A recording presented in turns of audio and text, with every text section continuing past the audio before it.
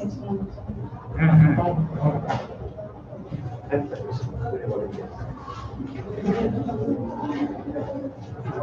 for 2 more minutes. 3 minutes is saved.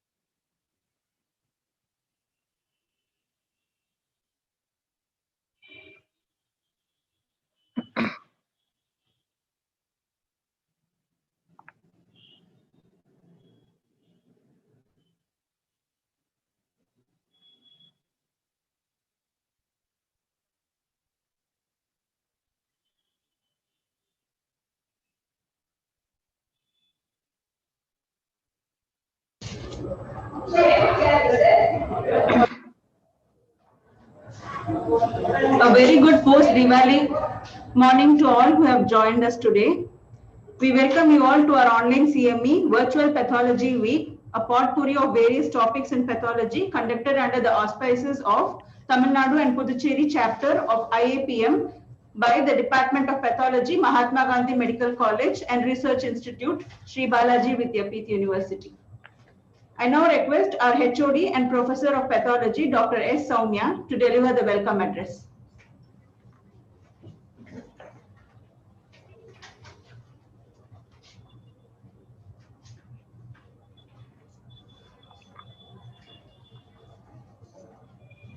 A very good morning to you all.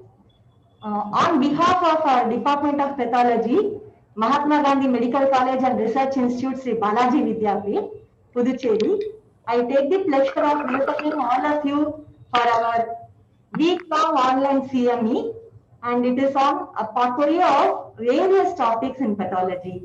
And this COVID era has restricted us to have physical meetings and CMEs, but it has opened us a new venue, and I think it is worth to explore this opportunity to share the academic experience from various experts in the field of pathology. I welcome all the resource persons and all the participants to this CME, and please share your experience, the expertise. and your knowledge in the field of pathology. And I hope you all will have a very good academic phase in this entire week. I welcome you all. Thank you. I now request Dr. Prabhavati to introduce our first speaker, Dr. Shruti Mishra. Good morning. Dr. Shruti Mishra completed her undergraduation and post-graduation in pathology from Bankura Samilani Medical College and Hospital in West Bengal. This she followed by a postdoctoral fellowship in laboratory hematology from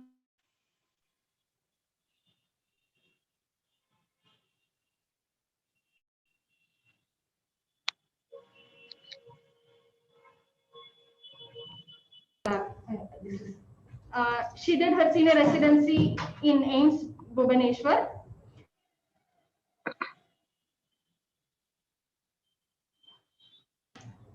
Okay, I'll give the intro once again. Dr. Shruti Mishra completed her undergraduation and post-graduation in pathology from Bankura Samilani Medical College and Hospital in West Bengal, followed by a postdoctoral fellowship in laboratory hematology from Christian Medical College, Vellore. She did her senior residency in AIIMS Bhubaneswar and was a key factor in establishing the flow cytometry services as well as the hemolytic lab in AIIMS Bhubaneswar. She is currently working as an assistant professor at the Bone Marrow Transplant and Stem Cell Research Center at the Banaras Hindu University. She has got a good number of publications in her repertoire, with many of them in the journal Blood. So now we request Dr. Shruti for her talk. Over to you, ma'am.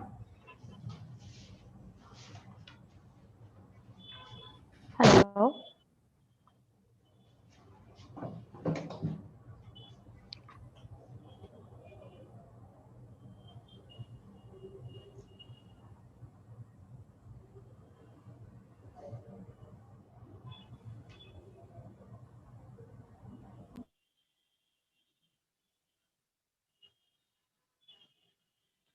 Am I audible? Yes, ma'am. Yes, madam, you're audible. Yeah. Okay. Thank you, Dr. Prabha, for those kind words. And at the outset, I would like to thank Professor Soumya and the team to have me here today. So as a pathologist, our main priority is always to look into the slides and give a proper diagnosis, as we are all called doctors for doctors. So one fine morning, when one of my colleagues from a different specialty called me up to look into the peripheral smear of his child, a 3-year-old baby named Anu, I was really shocked to look at the CBC parameters of the child. As we can see over here, the child was suffering from severe anemia with a hemoglobin of just 5.6 gram percent.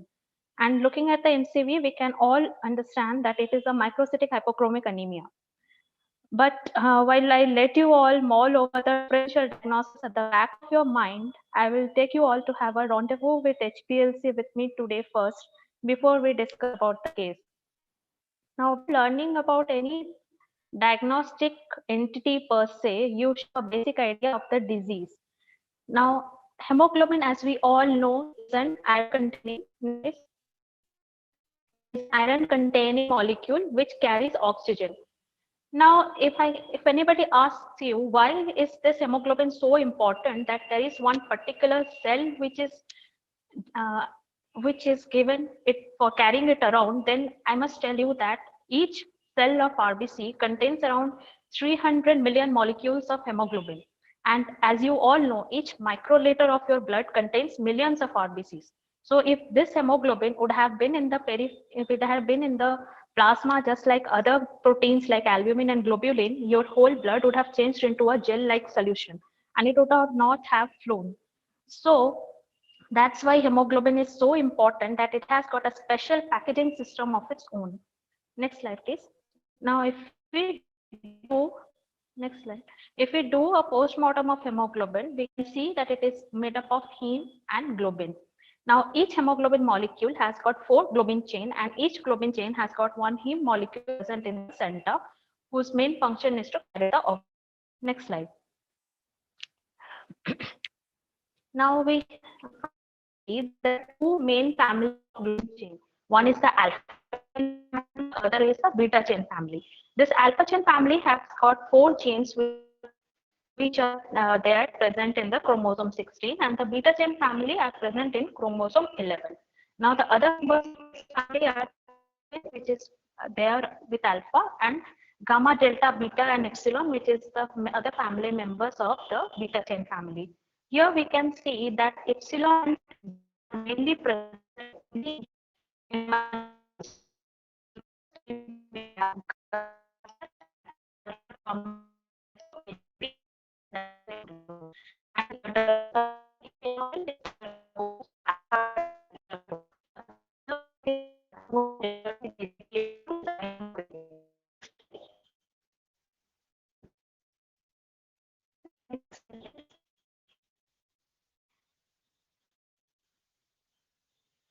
Here, this is a beautiful uh, graph which portrays the presence of different hemoglobin.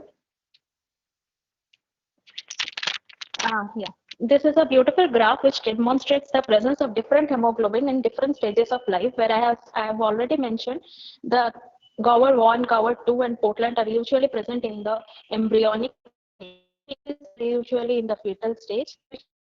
Hemoglobin starts before birth and it is completed after 6 months of birth, 6 months of age. And along with that, you also get HbA2. Now, next slide, please.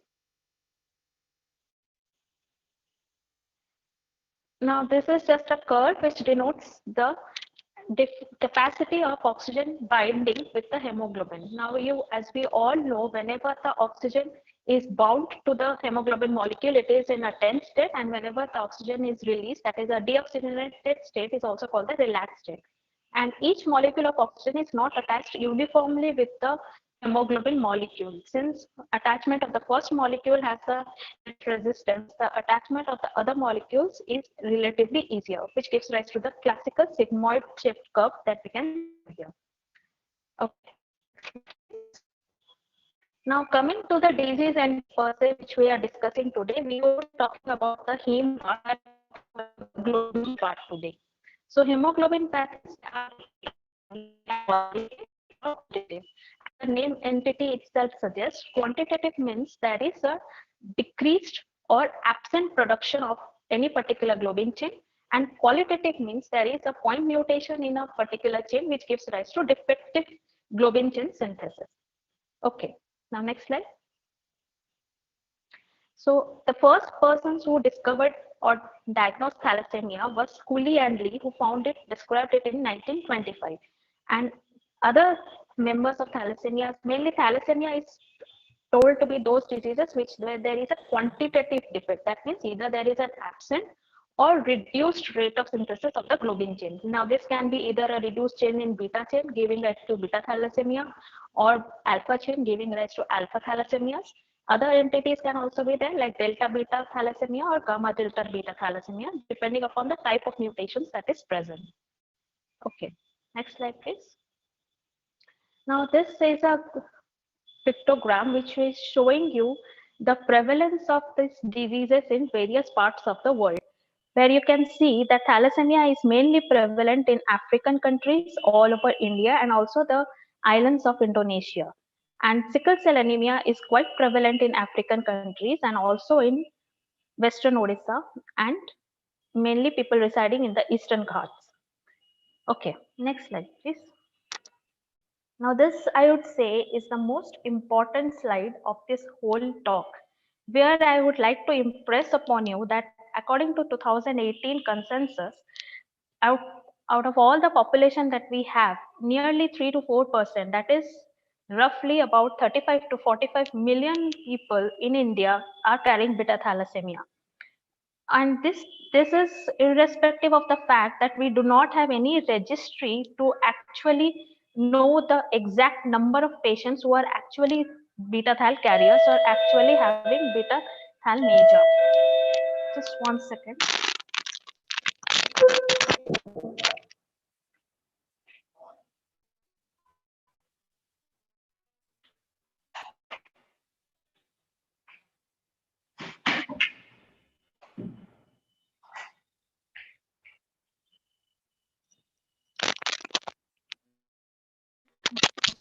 sorry for the disturbance. So here we can see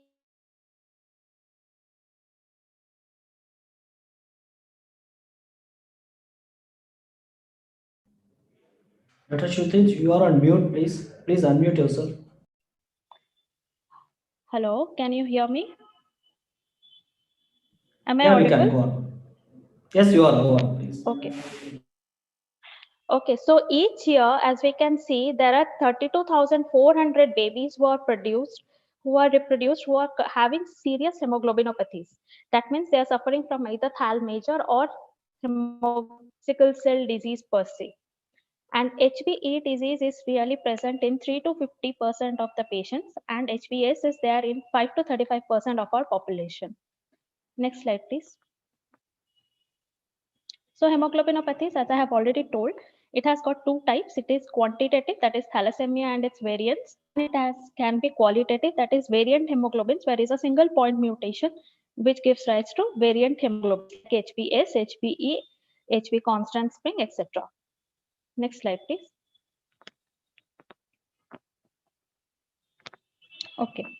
So here we can see that unlike the prevalent thought that thalassemia is mainly present in eastern part of the country and Maharashtra and Punjab, people think that Tamil Nadu is not at all affected by it. But according to studies, it has been seen that various districts like Namakkal and Salem and are having beta thalassemia trait in quite a good number.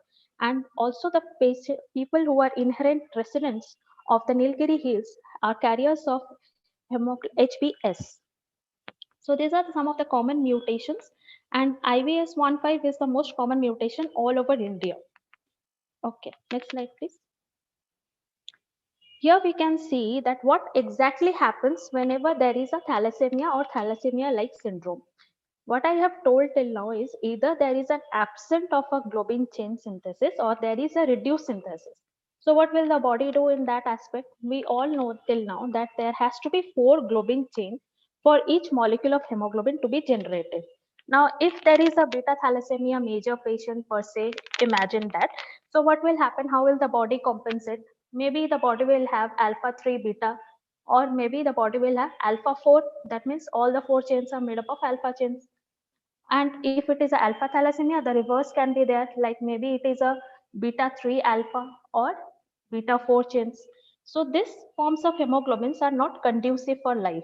And what happens is whenever such amount of hemoglobins are increased in number, they will precipitate within the erythroblast in the bone marrow.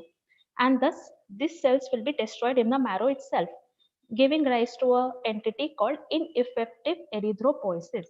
Now this entity you might have also heard before in with respect to other diseases like megaloblastic anemia, where the cells are not good enough to be released into the bone, into the peripheral blood per se. But if you do the marrow in such a patients, you can see that the marrow will be full of erythroids and erythroblasts. Okay, next slide, please. So what happens in beta thalassemia major? As I have already mentioned, there will be reduced or no production of the beta chain. The patient will have severe microcytic hypochromic anemia. Majority of these patients will present within the first year of life, requiring multiple transfusion. Because of this erythroid hyperplasia, there will be marrow expansion and bony deformities.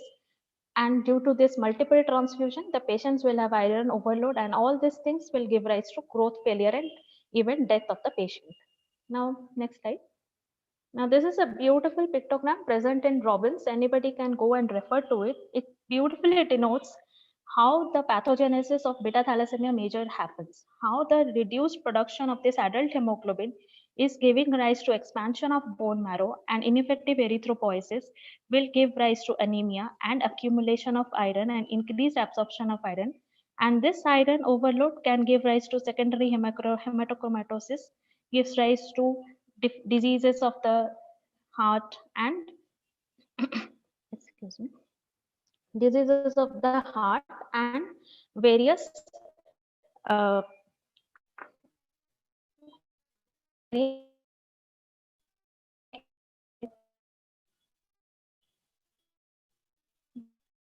please.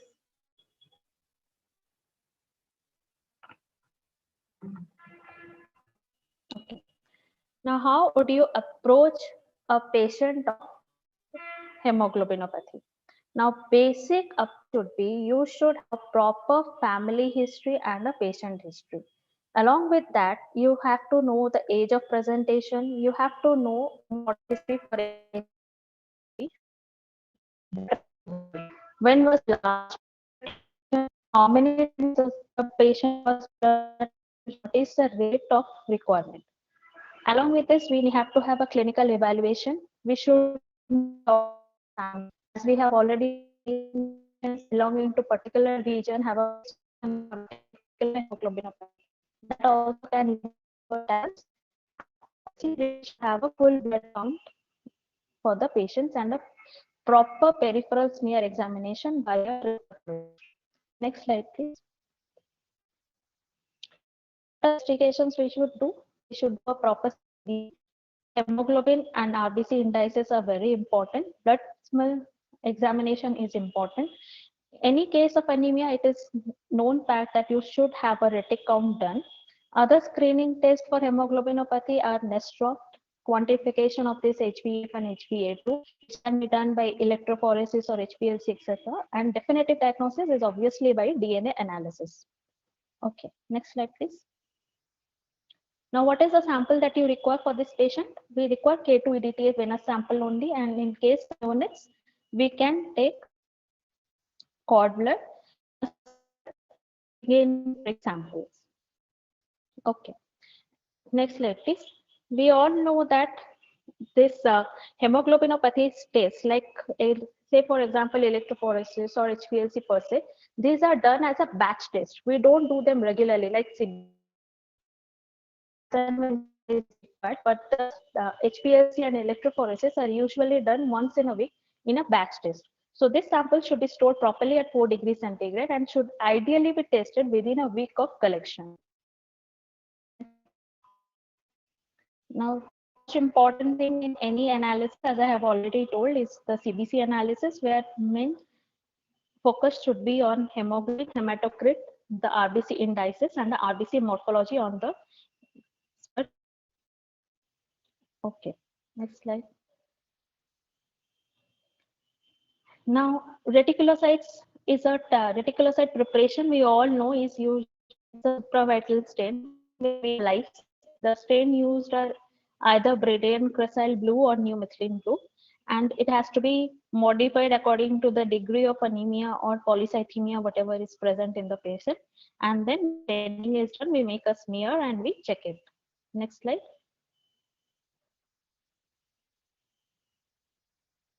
Next slide, please. This is how retic cells will look like. Now, HBH inclusion test, if there are numerous HBH present, we have to report them in percentage, and if there is less number of cells present, we can report them in absolute number. Okay, next slide. HBH is these are seen in alpha thalassemia patients. And this entity is also called golf ball like inclusions, where you can see the cells are looking like golf ball. Okay, next slide, please. Now, hemoglobin assays. There are various methods by which we can do hemoglobin assay. Previously, we used to do electrophoresis by both alkaline method or acid method. Then came next. Okay. Then came this globin chain electrophoresis and capillary zone electrophoresis and isoelectric focusing, as well as last but not the least, nowadays we follow mostly HPLC, that is high performance or high pressure liquid chromatography. Now, even though HPLC is quite an automated procedure, you don't have to make hemolysis, but for other methodologies, hemolysis preparation is mandatory. So a brief idea of how to prepare a hemolysis is also important, mainly for the postgraduate students, because you might be asked that in any examination. So how do you make it? You take 2 ml of anticoagulated blood, then we centrifuge it, remove the excess plasma, wash 3 times in 0.9% sodium chloride, mix and double the volume of CCl4, and then again centrifuge at a high speed of 3000 RPM for 30 minutes. Then pipette out the clear hemoglobin solution. Then we have to add water and adjust the concentration to 10 gram%. This is how we prepare a hemolysis solution. Okay, next slide. Now, this is how previously hemoglobin electrophoresis was done either in alkaline pH or acid pH, this is how the electrophoresis strips would look like. So as you can see on the left hand side in the alkaline pH, the hemoglobin S, D and G cannot be differentiated and they all lie in the same region. But in acidic pH, even though S can be differentiated, A, D, G and D are all lying in the same position. So previously both these methods were used simultaneously to somewhat differentiate the different entities, but still this uh, and still we can see that various hemoglobin variants cannot be easily differentiated. Next slide, please.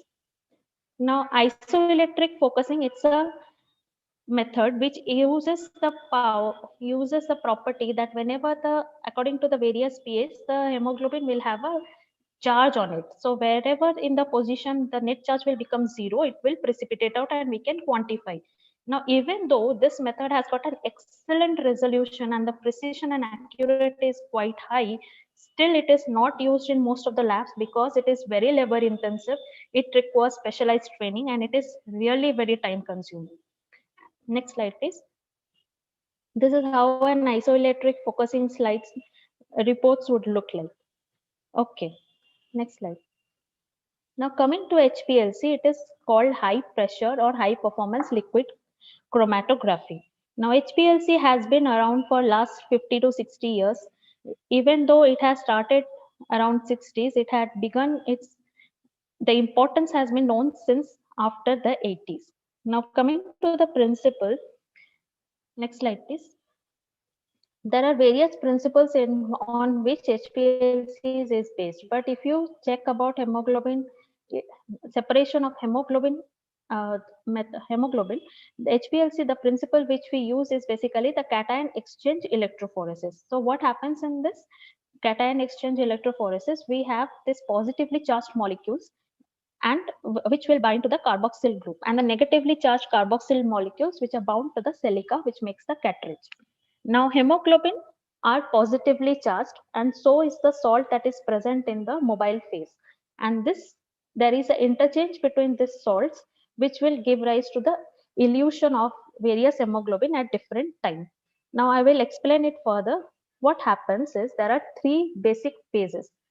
One is the mobile phase. Mobile phase will carry the hemolysate solution along with it, and it also comprises of a salt solution. These salt solutions are basically sodium based salts. So salt will have a positive part, that is the sodium, and there is a negative component also in the salt. And it is carrying the hemolysate, where hemoglobin is the positively charged molecule. Now when it is going over the stationary phase, where the silica gel, which is stationary phase, is mainly composed of silica which are compressed together. This silica will have a negative charge on it. Now when this positively charged solution goes over the negatively charged stationary phase, now they will definitely bind with that. Now different hemoglobin molecules will have different degree of positive charge on it, so different the amount of affinity with the silica will obviously vary.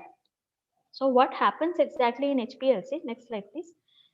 As the mobile phase is going on, it will, yes, as the mobile phase goes on, it will try to remove the positively charged hemoglobin which is attached with the silica and replace them. So what happens? Next slide, please.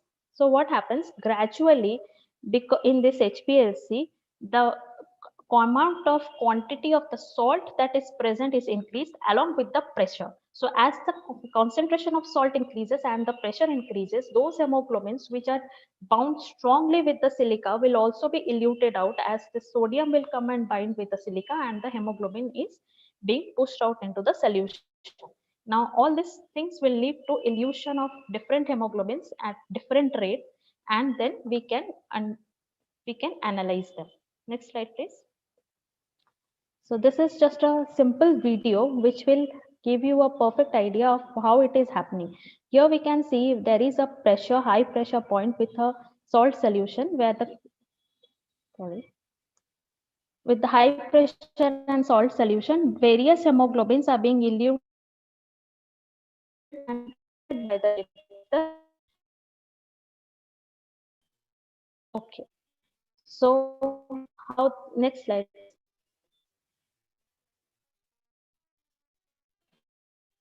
This is how a HPLC graph will. So you have various peaks and plots, and the area under the curve will give you the exact quantity of that particular hemoglobin that is present in the patient's sample.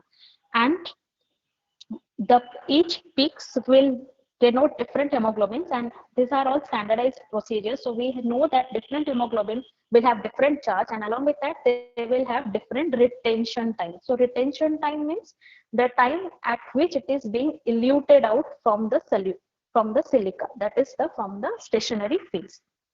Okay, next slide please. Now, there are various advantages of HPLC over the other methodologies of electrophoresis, as I have already told. Now, nowadays, it has become the method of choice for determining or screening hemoglobin variants. It gives us a good quantification of both HbA2 as well as HbF, and it is also useful in testing cord blood.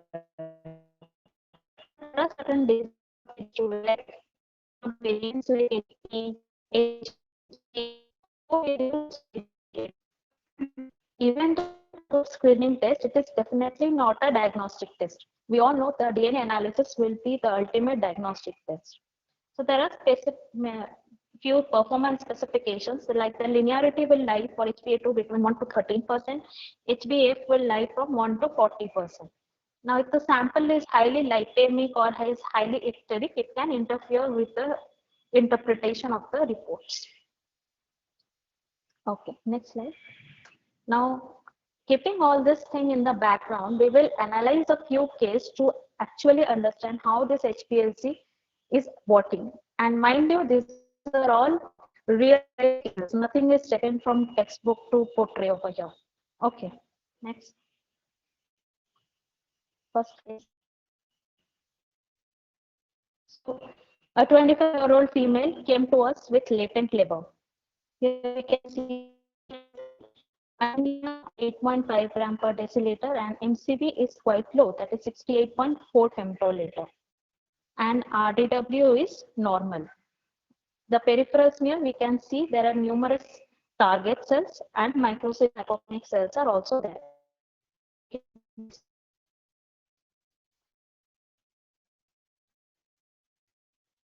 slide, please.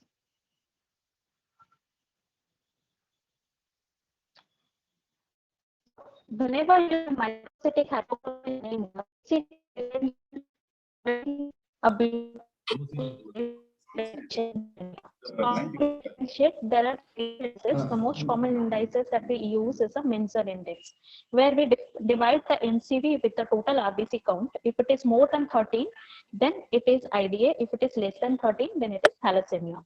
There are many other indices like Segal's index, which can also be used. So next slide, please. Now, first, when the sample of this patient was run, this is how the HPLC looked like. Now, looking at it, how do you interpret it?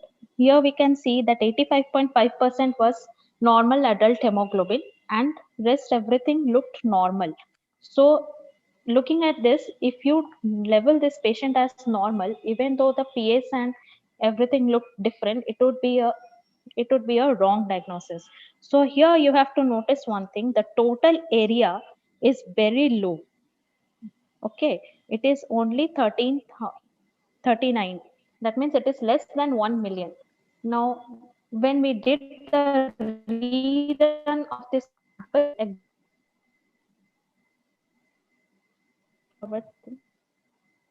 we found that PA now came up 4.4%. So this was a clear-cut case of beta thalassemia trait. So you have to, next slide. So you count whenever you are analyzing an HPLC plot, you have to look at the total area. If the total area is less than 1 million or it is more than 3 million, then you have to reanalyze the sample by adjusting the degree of anemia or polycythemia. Okay, next slide, please.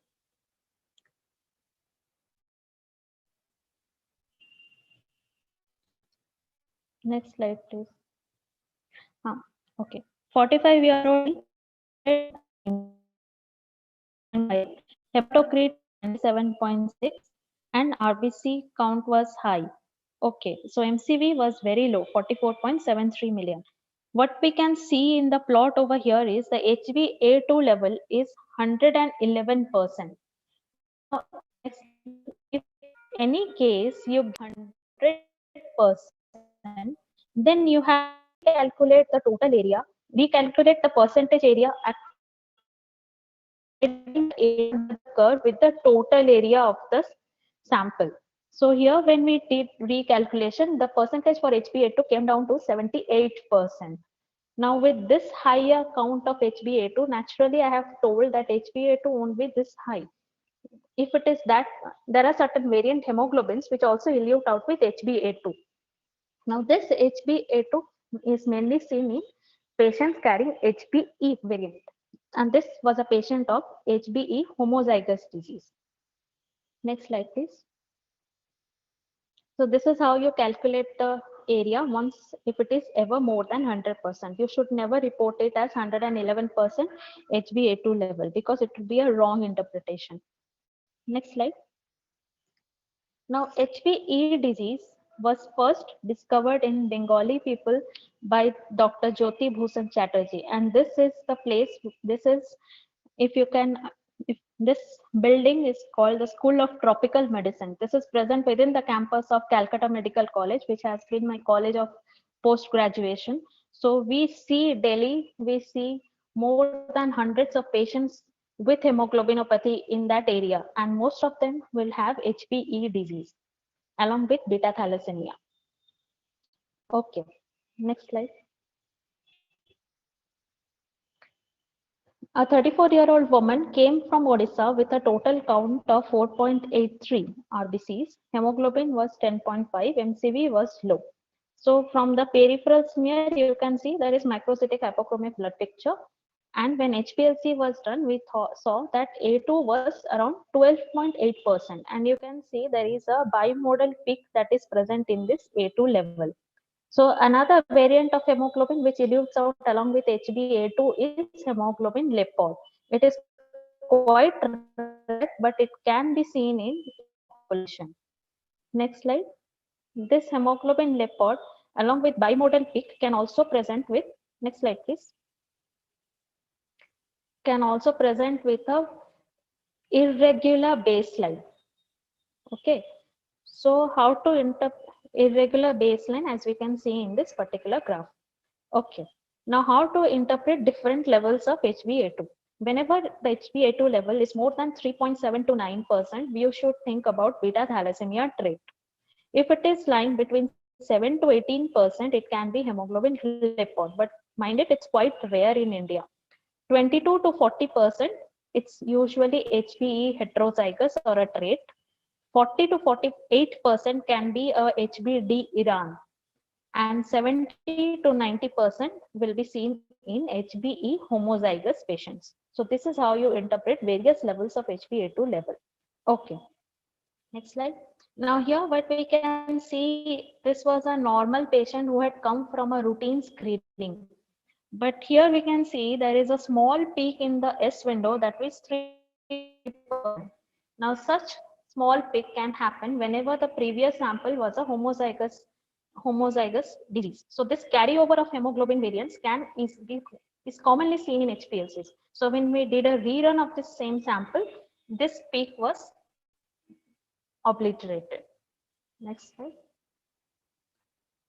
So here we can see that on rerun, everything came clear and we could give a proper report for the patient, that proper normal report for the patient. Next slide. So whenever you see small unknown peak, you should always rule out carryover from different regions. Okay. Next slide, please.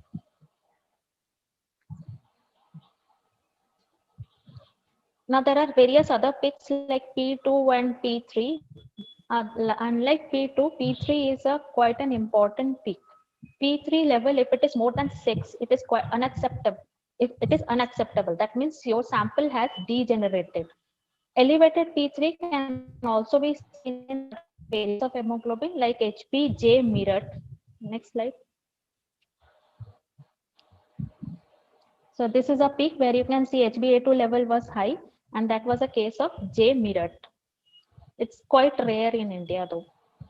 Next slide. So whenever you are reporting a case of HPLC, you have to follow certain checklist. First of all, check whether the baseline is properly constructed. That means it is a straight line or not. If the peaks are sharp and symmetrical, all the major peaks are coming in their usual retention time or not, your calibration and controls should pass. The total area should lie between 1 to 3 million, and the P3 level should not be more than 6%. Okay. So if all these parameters are passing, then only you should go ahead and interpret your plots. Next slide, please. Now this is a chart present in Barbara vein, which you can go through at your leisure, where it shows different windows with that time, retention time, and what all other hemoglobins can elute out in that particular window also. Okay, next slide. Next slide, please.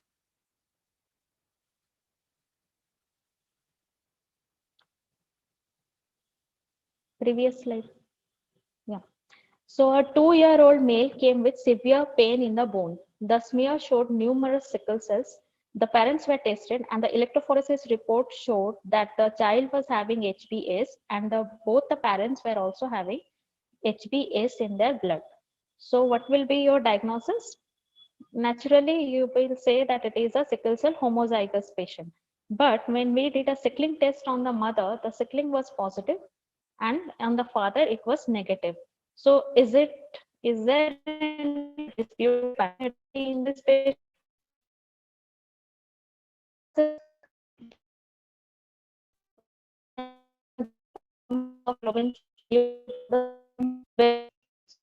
HPLC patient and the father's HPLC revealed, next slide please, that the father had HBD Punjab. That means HB heterozygous carrier for HBD Punjab. The percentage of HBD was 36.8%. And next slide. So the child was diagnosed to be a compound heterozygous of HBS, sickle and D Punjab. And you can see the child is having two separate peaks in the graph. Okay. Next slide, please. A 30-year-old female from West Bengal came for antenatal screen. We can see the patient is MCV is very low. So what can we do for this patient? We did an HPLC, and what we found, please forward it. Yeah. What we found that the patient was a homozygous HBE disease. So in this condition, when the partner was tested, the CBC was normal and RBC indices were normal. Forward the slide, please. Yeah. So when the partner was tested, everything came normal. Even the HPLC was normal for the patient. So can we proceed with the pregnancy in this case? Yes, we can. Because whatever happens, the patient, the baby will only be a carrier. The baby cannot have any disease. Okay. Next slide, please.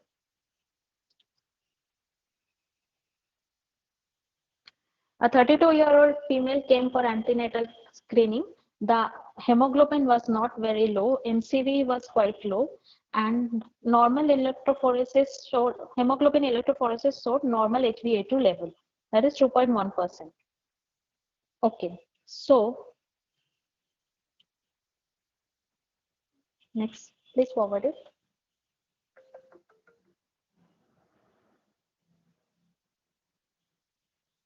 So here we can see that when the patient's partner was tested, the patient partner was having alpha thalassemia as well as beta thal trait. So you can understand a beta thalassemia trait or a beta thalassemia major doesn't exclude the presence of alpha thalassemia, coexistent alpha thalassemia in these patients. So we have to screen them properly. We have to keep our receptors at the high end, and we have to be alert in catching hold of these patients. Okay, next slide, please.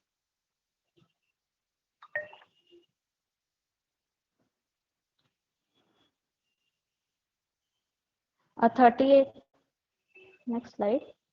Yeah, 38-year-old female without any history of transfusion came with avascular necrosis of the femoral head.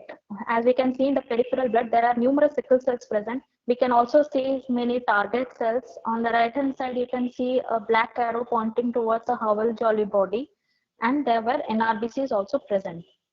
So here, please forward it. The patient's hemoglobin was low, but MCV was 60.5.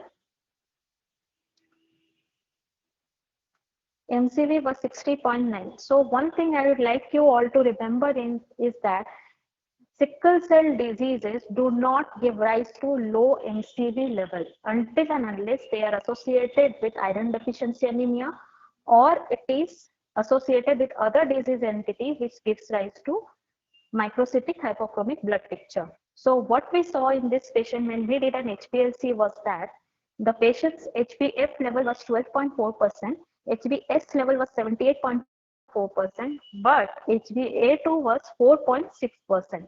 That means HbA2 level was high. So we gave a diagnosis of a compound heterozygous of sickle beta thalassemia.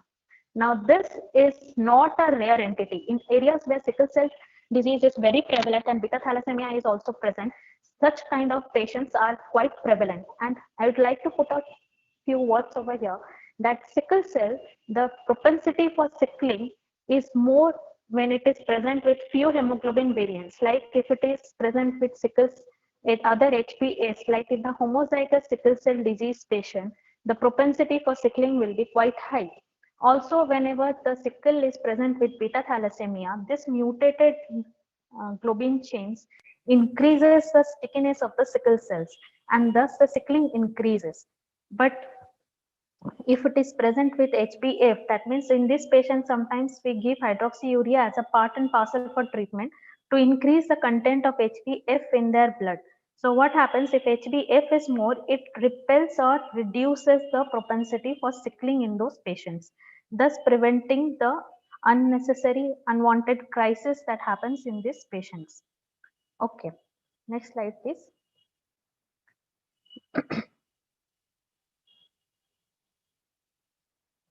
So a 24-year-old patient, female, who is a primary gravida, was admitted with severe anemia and jaundice in the second trimester.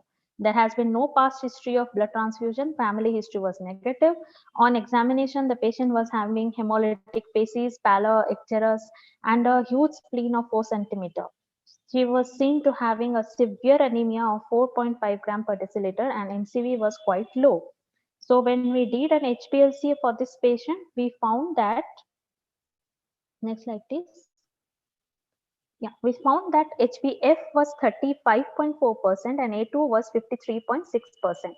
Now, what can be such a disease which can give rise to this? So since, as I have already mentioned, HbE is usually present in the Western people, in the Eastern people. I will tell you from which region the patient was from. If the diagnosis easily. So is the beta. Next slide, please. So this compound heterozygous patients are quite common in our areas where we have seen this coexistence of different varieties of hemoglobinopathies in the same patient. Now, in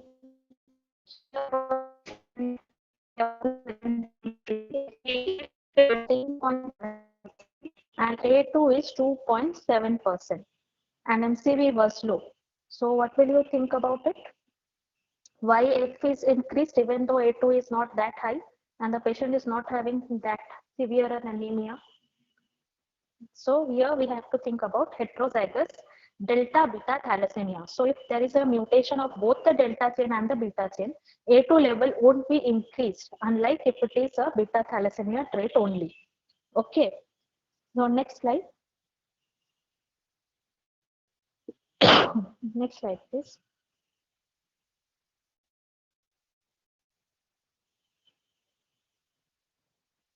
Next slide. Yeah. So HbA in this patient is this prevent. So whenever any level is very high, we have to, and the patient is not symptomatic, then we have to think about homozygous hereditary persistence of fetal hemoglobin. This hereditary persistence of fetal hemoglobin patients are usually asymptomatic. If they are heterozygous, their main differential diagnosis will be a heterozygous delta beta thalassemia. But if they are homozygous, their main differential diagnosis will be beta thal major. But as we all know, beta thal major patients will present to you within 1 year of age, requiring multiple blood transfusion, and they will have splenomegaly, hepatomegaly, and all sort of hemolytic phases and symptoms, signs and symptoms, unlike these patients. And a heterozygous delta beta thal may be symptomatic or asymptomatic, but they will have a low normal MCV and low normal hemoglobin. And A2, the main diagnostic parameter over there will be A2 will be low. Okay. And this pancellular and heterocellular means if you do a Clay-Hall-Bethke preparation, you can see HbF will be present in all the cells in a patient of HbFH, and it will be present in few of the cells only in case of delta beta thalassemia. Okay, next slide, please.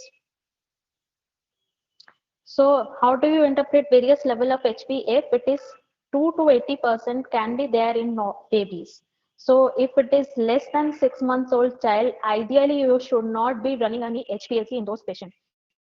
You should ask them to give the sample for HPLC only after 6 months of age, or ideally after 1 year of age.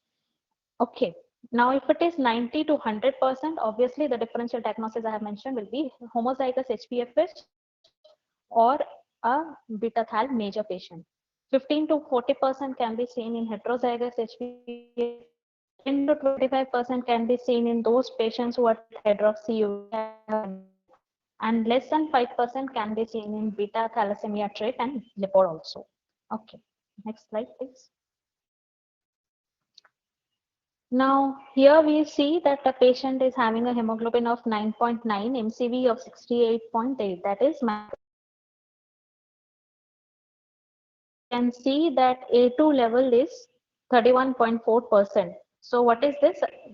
And there is a S window, 58% of HBS. So this is a compound heterozygous HBS and HBE disease. Please forward the slide.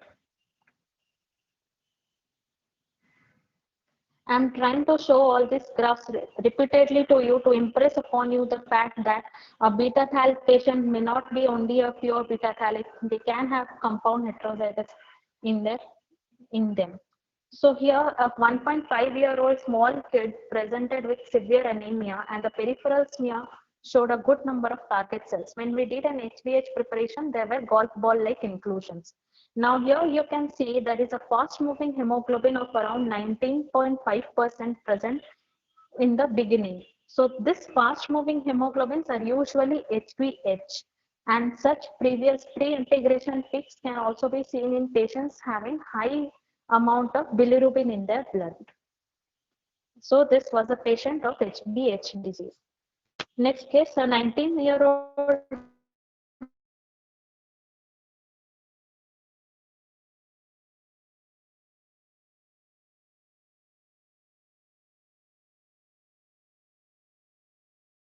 mild only, but MCV was 67.9 Punjab. So this was diagnosed as a heterozygous case of HBD Punjab.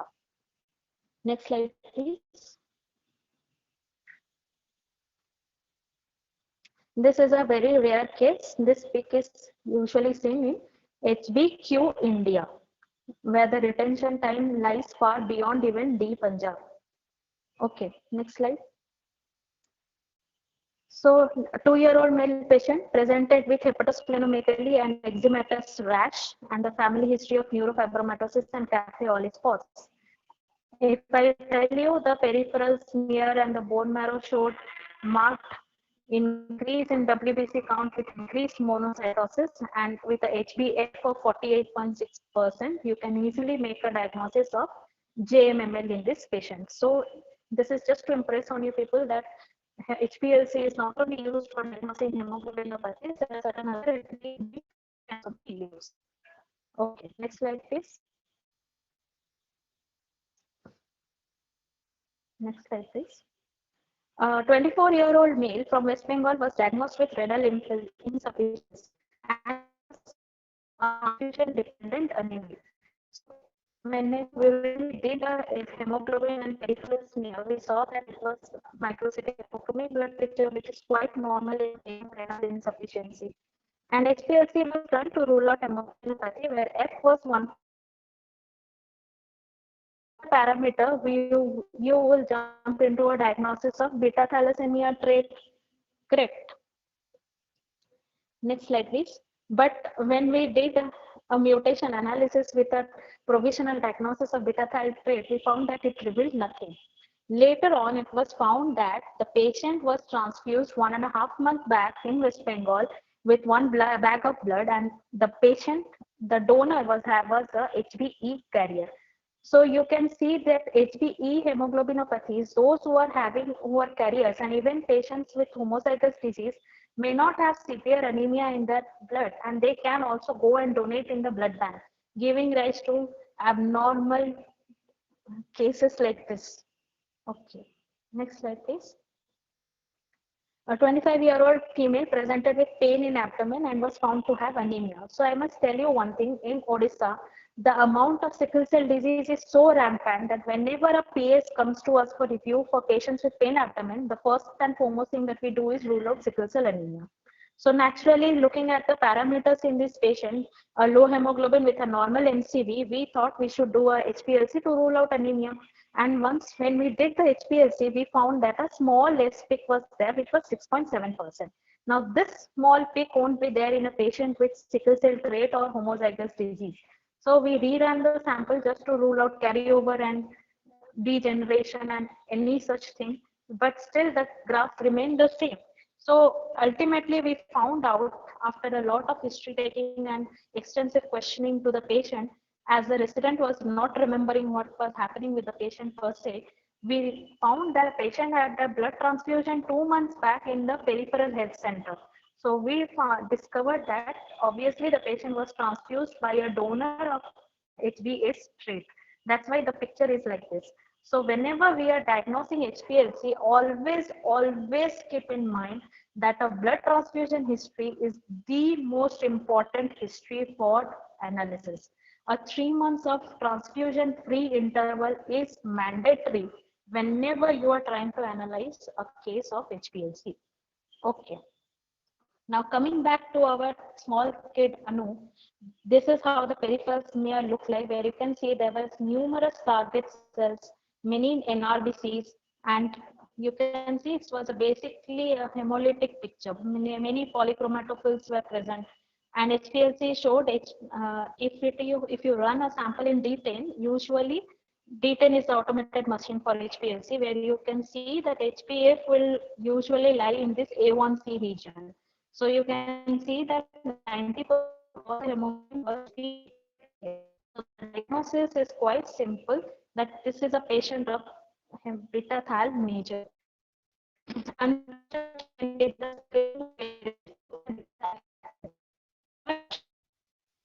and patient was having huge hepatosplenomegaly. Next slide, please. Next. Most important question is not naturally the parents were trying to take the patient for a transplant, and obviously it was a precious baby for them. But to think that a colleague of mine, that a people belonging to the medical fraternity itself are unaware of a disease entity like this, and they're marrying among each other where they have never screened themselves before marriage, it's quite the shocking thing. Now we can easily treat all these patients by doing transplant. We all know that 30 to 40% of all bone marrow transplants are usually done in this hemoglobinopathy patients. But is it really necessary? Do we really have to spend so much of money in treating these patients by doing a transplant? Or do we really have to give them transfusion every other month to keep them alive? Like a famous person said, that a clever person would solve a problem, but a wise person should avoid it. So I think we should be avoiding this issue, and you may find it very hard to believe that in our day-to-day practice we see that 90% of patients cannot even afford chelation. out of the rest of the 10% who can afford, they take it irregularly. 30% of this very poor and they have an extremely poor quality of life. Many patients, 6-7% also transfusion transmitted infection also. So the best thing that we can do is for hemoglobinopathies, pre-marriage is most advised. Antenatal screening and pre-conception screening is also better than doing a neonatal screening. Okay, so next slide. The most easiest on-field screening is NESTROC. NESTROC is a modified test for OFT where you can take a single tube for testing the fragility. As we see that the cells of beta thalassemia concentration where RBCs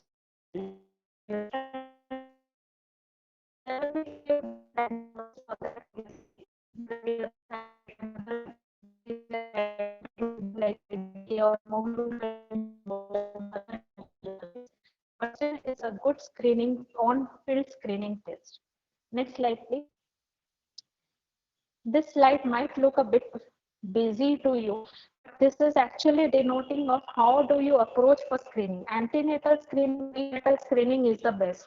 If you find both not to be trait, if you should discourage them from marrying. But if at all marriage has happened and they really want to have a child and the husband is say if the wife is a career and the husband is not, then they can go ahead and have a baby. If both the husband and wife are careers, then a DNA analysis should be done to say what all mutations are present. And if the patient has already conceived, then the fetal screening can be done by chorionic villi sampling or chordocentesis and to see whether the fetus is affected. If the fetus is having a homozygous disease, then we should terminate the pregnancy. If it is a normal child with or a career, then we can go ahead with the pregnancy. Okay, next slide, please. Next slide, please. This is a basic plot which will give you an idea of how to approach this RBCs, indices, and HPLC. If it is not a microcytic hypochromic anemia and the count and everything is normal and A2 is low, so naturally it is a normal patient. But if MCV and MCH is low and RBC count is increased and A2 is more than 3.5%, so it is a beta thal trait, clear cut. But what to do if MCV is low, but RBC count is raised and A2 is bit low? So there can be either a silent beta thalassemia or there can be coexistent alpha thalassemia and delta beta thalassemia. So you have to rule out those entities. But if MCV is low and RBC count is low and RDW is increased with a low A2 level, it can be a iron deficiency anemia. And other hemoglobin variants you can analyze and report as I have already mentioned in the previous graphs. Next slide, please. Now, this is a Jeevan Asha was a endeavor taken by the Medical College of Calcutta, where I have done my PG, where they took it to give a comprehensive thalassemia care to the patients to ensure that they got adequate blood transfusion, timely chelations, and other hormonal treatment and splenectomy if required. Next slide.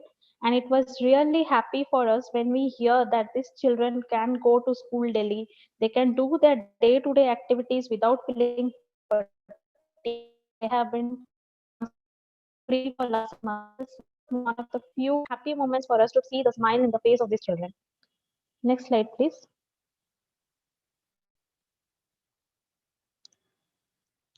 Next slide, please.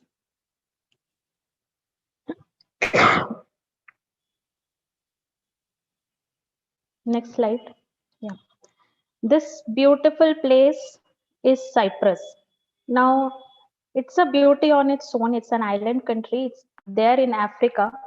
It's not only beautiful because of its scenic beauty, it's also beautiful because Cyprus has managed by its extensive public awareness program to be devoid of any hemoglobinopathy birth since last 7 to 8 years.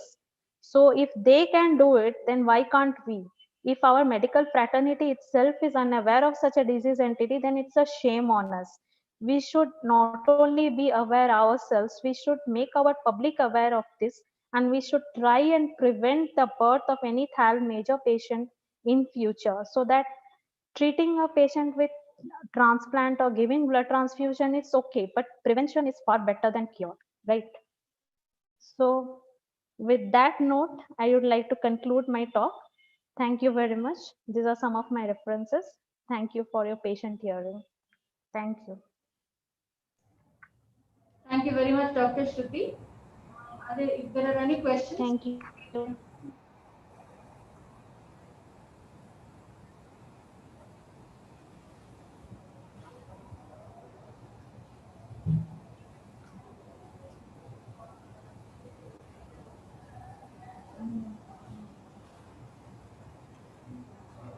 you, Dr. Shruti. It was a very elaborate presentation with good case reports.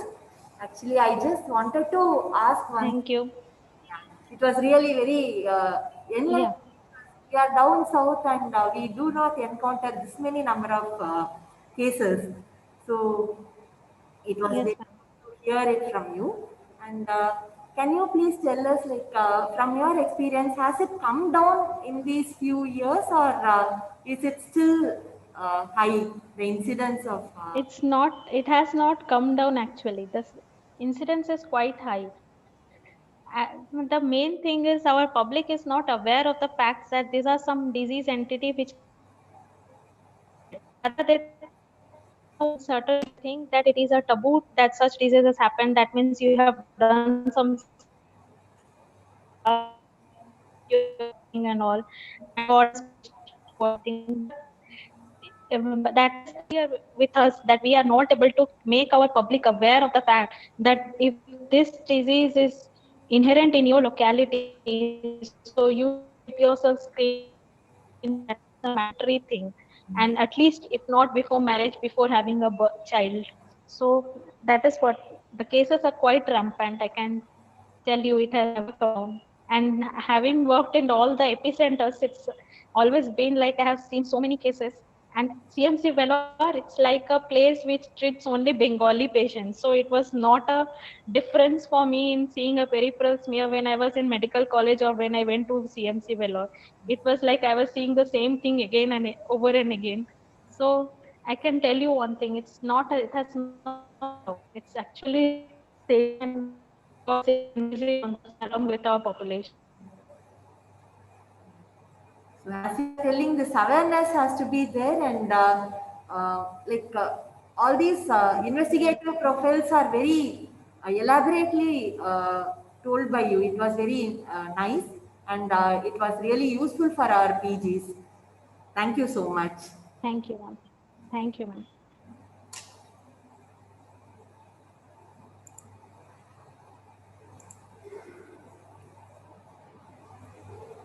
Any other queries?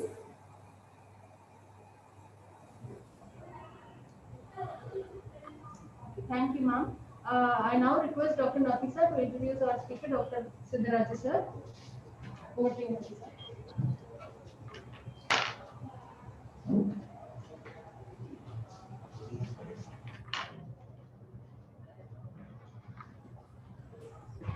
Good morning, everyone. It gives me great pleasure to introduce my teacher and mentor, Professor Dr.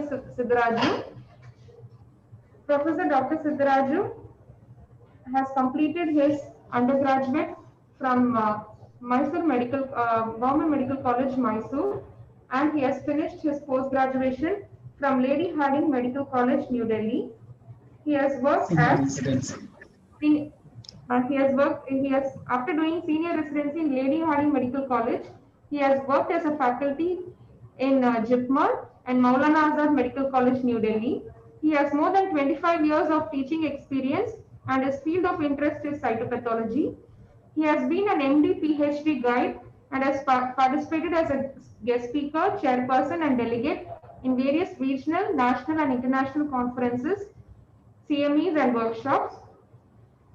He has been a reviewer for various peer-reviewed national and international journals and has more than 100 scientific papers to his credit and has also contributed a textbook chapter.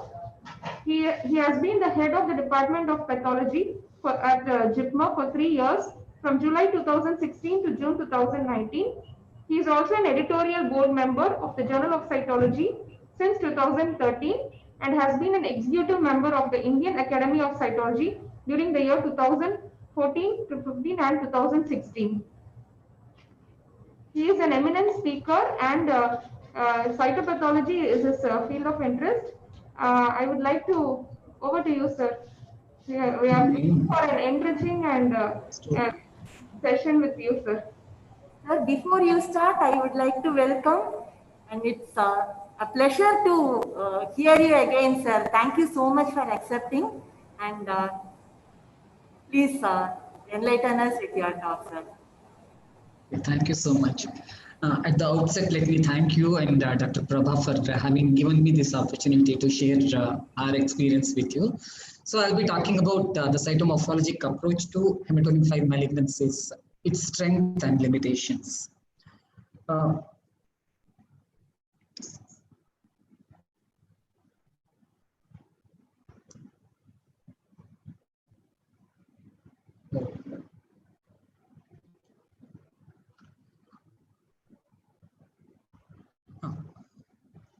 Hematolymphoid malignancies encompass a variety of neoplasms inclusive of lymphomas, leukemic infiltrates, and plasma cell dyscrasias. And as all of us know, cytology of hematolymphoid malignancies is diagnostically highly challenging. That is because of evolving concepts and the changing classification. We know that the classification of lymphomas especially keeps changing from time to time, and many times most of the cytopathologists may not be aware of these changes also. And there are certain diagnostic issues, diagnostic problems we encounter in cytology. Like many of these chronic lymphoproliferative disorders are often difficult to differentiate from minimally reactive lymph nodes. And also many times without a proper clinico-hematological details, it may be difficult to distinguish between leukemic infiltrate and lymphomas as well. And often we face problems with certain high-grade lymphomas that may be difficult to differentiate from certain undifferentiated neoplasms. It could be one of those melanomas, sarcomas, or undifferentiated carcinomas. So there are two pictures I have focused here. Both look somewhat similar, but the left one, this shows the entire spectrum of reactive lymphoid cells inclusive of this tingible body macrophages. The next one also looks like a reactive lymph node. But what I want to stress is on the importance of examining the smears in detail. This is a case of Hodgkin's lymphoma, which in this particular field looks like reactive lymphoid hyperplasia, as if it is representing the entire spectrum of reactive lymphoid cells. However, this was a case of Hodgkin's lymphoma. So I just want to stress on the importance of examining the smears in detail. And this is another diagnostic difficulty we face. The first slide shows the undifferentiated malignant cells, and this is a case of lymphoma without further workup. So I will not talk about much about that. The second case, the entire smear was looking like this, sheets of these lymphoid-like cells. But this is the only cluster which we picked up on examination of multiple smears, which suggested the possibility of, suggested that it is carcinoma. Similarly, this is a case of, this looks like a high-grade lymphoma with many tingible body macrophages representing an increased turnover of cells. However, this is a case of melanoma. You should have a proper history. With that, you will have opportunity to do some immunohistochemical markers. In this case, it was shown to be a case of melanoma with melanA and ascended immunocytochemistry. And the fourth case is a case of undifferentiated, it's poorly differentiated synovial sarcoma, which is mimicking a lymphoma. So these are the aspects which we need to remember. The malignant clones of non-Hodgkin's lymphoma reflect their normal counterpart at a particular point in their developmental process. And these cells continue to express immunophenotypic features similar to the stage of lymphoid maturation at which malignancy sets in. So we need to remember this before interpreting while interpreting the cytomorphological aspects as well as the immunohistochemical aspects. I have shown reactive lymphoid hyperplasia pictures from reactive lymphoid hyperplasia. Here you can see the spectrum of reactive lymphoid cells starting from mature lymphocytes and some plasma cells, immunoblasts, centroblasts, and centrocytes. Centrocytes are better appreciated in the Papinicola stain smears, and there's a tingible body macrophages. All these components reflect reactive lymphoid hyperplasia, and it is not difficult when you have this kind of picture at all. Only when there is lack of reactive spectrum, then you may have to think in terms of some hematolymphoid malignancy. So what is the role of FNAC in hematolymphoid malignancies? It's a very potent screening test in the therapeutic evaluation of lymphomas and other hematolymphoid malignancies. It has a very major role in deep-seated lesions and also in extremely sick patients where the biopsy is not possible. And in these situations, this may be the only option to arrive at the diagnosis and that is needed for the management of the patients. And also, the sensitivity and specificity of FNAC is quite high in diagnosing recurrent lymphomas. However, in general, if you take the diagnostic accuracy, the sensitivity ranges has shown to be ranging from 0 to 100%. Again, this depends on the experience of the cytopathologists. However, most of the studies have shown a high specificity of more than 90%. This is important. This is a meta-analysis of 76 studies on mediastinal FNAC, where the studies were divided into two major groups, 44 studies from 1988 to 1994, and 32 studies from 2000 to 2006. The pooled sensitivity and specificity was calculated, and the pooled sensitivity and specificity was quite high for the later studies, indicating that we have acquired significant knowledge that has improved the diagnostic accuracy. Cytodiagnostic accuracy of hematolymphoid malignancies. What are the causes of false positive diagnosis? Technical errors. It can be inappropriate sampling. Inappropriate sampling, or even the preparation is very important. Improper fixation that can affect the interpretation of smears.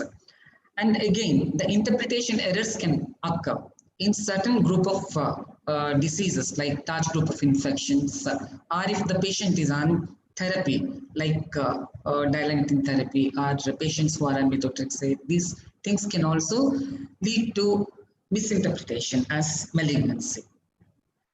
So this is most experienced people can make it out as a reactive lymphoid hyperplasia, but this is aspirate. This is an aspirate from a patient who was on dilantin therapy, which shows a prominent immunoblast, proliferation of prominent immunoblasts, in fact, actually, and inexperienced people may misinterpret it as a high-grade lymphoma. Sometimes it is known to be associated with RS-like cells, which might result in misinterpretation of Hodgkin's lymphoma as well. False negative results can occur as a result of desmoplastic response, like in case of Hodgkin's lymphoma nodular sclerosis type, which affects the cellular yield. It may remain non-diagnostic, or it may yield some fibrocollagenous elements without any diagnostic cells. And as I said, most of these chronic lymphoproliferative disorders, unless we have the proper clinical history, may be difficult to differentiate from the minimally reactive nodes. We need to have appropriate clinical background as such. And even when we are able to say it is chronic lymphoproliferative disorder, to subtype again is a problem in fact actually, and it is not possible without any ancillary techniques. So this is a case of nodular sclerosis type of Hodgkin's lymphoma that has yielded some fibrocollagenous element. If it is only this kind of element and it is hemorrhagic, then it can lead to false negative diagnosis, non-diagnostic or false negative. This was a study. We had 206 true positive cases of 593 aspirates, of which 63% were malignant, with 40% of them being hematolymphoid neoplasms. And among these hematolymphoid neoplasms, around 60% were NHL, and around 27 to 30% were Hodgkin's lymphoma. And we categorize them into Hodgkin's lymphoma, non-Hodgkin's lymphoma, leukemic lymphadenopathies, extramedullary myeloid sarcomas, and plasma cell dyscrasias. However, most of our cases were either non-Hodgkin's lymphoma or Hodgkin's lymphomas. So we categorize them into small, medium, and large cell hematolymphoid neoplasms. Among the small cell hematolymphoid neoplasms, CLL, small lymphocytic lymphoma, was the commonest, followed by follicular lymphoma, marginal zone lymphoma, mantle cell lymphoma, and lymphoplasmacytic lymphoma. The number of these cases were less, whereas CLL bar SLL, that was the major, it constituted the major bulk.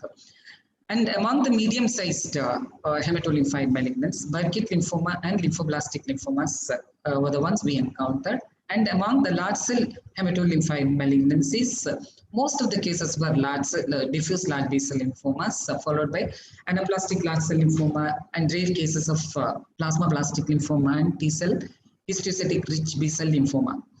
I would like to stress one thing now. Even with algorithmic approach, we had designed an algorithm, and even with an algorithmic approach, small cell lymphomas, that is chronic lymphoproliferative disorders, and peripheral T-cell lymphomas were the most difficult to diagnose on FNAC. So this shows our diagnostic accuracy with and without algorithm. Naturally, with algorithm, there was a significant improvement in the diagnostic accuracy, cytodiagnostic accuracy of hematolymphoid neoplasms. These were the highlights of the study.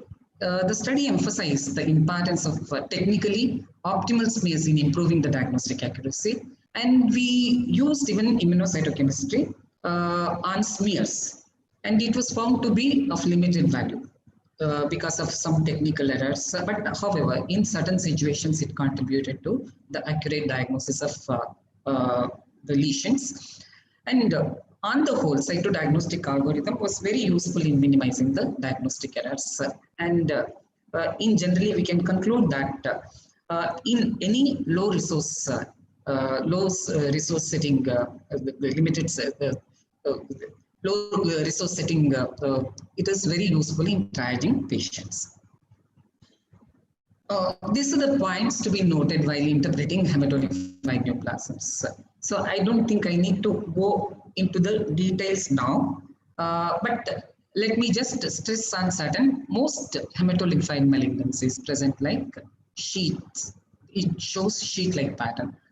However, pseudoclustering is also known in certain lymphomas like follicular lymphomas and anaplastic large cell lymphomas. And this is what I wanted to tell. And this is the algorithmic approach, general algorithmic approach. When the aspirate is cellular, we need to look at the cellularity, whether it is cellular or sparsely cellular. If it is sparsely cellular, it may be just non-diagnostic, or if there is clinical suspicion of lymphoma, there is a remote possibility of Hodgkin's lymphoma, nodular sclerosis type. If needed, you repeat aspiration. Still, if it remains non-diagnostic, then you can go for biopsy. Or if it yields diagnostic material and it is confirmatory of Hodgkin's lymphoma, you can give the diagnosis. But when it is cellular, you need to look at the morphological aspects, whether it is monomorphic or polymorphic with anaplastic features also, anaplastic features. So monomorphic, if it is monomorphic, we need to look at whether it is predominantly small cell, whether it is predominantly medium cell, whether it is predominantly large cell. The predominantly small cell, many of these chronic lymphoproliferative disorders will come under that. And Burkitt lymphoma and T lymphoblastic lymphomas. At practical level, these are the lesions that are commonly encountered among the medium-sized lymphoid lesions. Similarly, large cell lymphomas, most commonly it is DLBCL, but we can have this plasmablastic lymphoma, atypical Burkitt lymphoma. These are rare, and it is not always. Limitation of cytology is that you can say that it is high-grade lymphoma. Some lymphomas you can even say that there are some clues, but in majority of the lymphomas, it may be difficult, especially the T-cell lymphomas. And again, if it is polymorphous, then you need to look for other features. It can be polymorphous, like inflammatory, mixed inflammatory background, can be seen in Hodgkin's lymphoma, peripheral T-cell lymphoma, even in anaplastic large cell lymphoma, sometimes you can come across such kind of feature.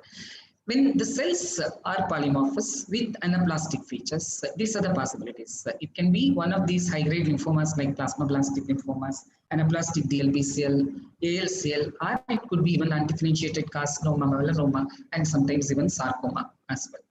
So this is the general approach. Then let us come to the small cell.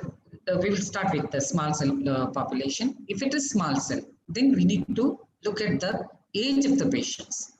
If it is young and young patient, then if it is lymphocyte-rich lesion, just try to rule out a possibility of Hodgkin's lymphoma lymphocyte-rich type or Hodgkin's lymphoma nodular lymphocytic predominant type.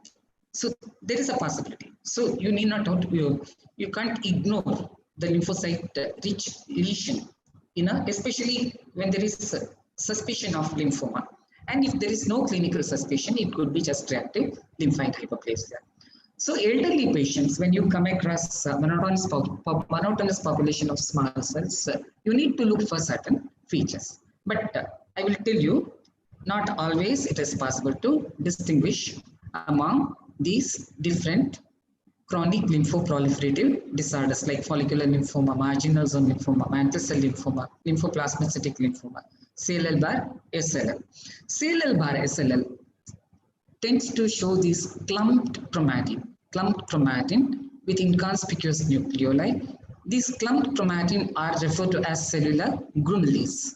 And similarly, if it is lymphoplasmacytic lymphoma, it looks like a small lymphoid neoplasm, but carefully when you see, you will be able to appreciate the lymphoplasmacytoid nature. No, plasma cell differentiation will be very minimal, in fact, actually. Occasional cells may be seen, but mostly you will get lymphoplasmacytoid cells. And these things are described, but practically it may be difficult. Pear-shaped or carrot-shaped cells may indicate that it could be a classic mantle cell lymphoma. Remember that we are dealing with elderly patients.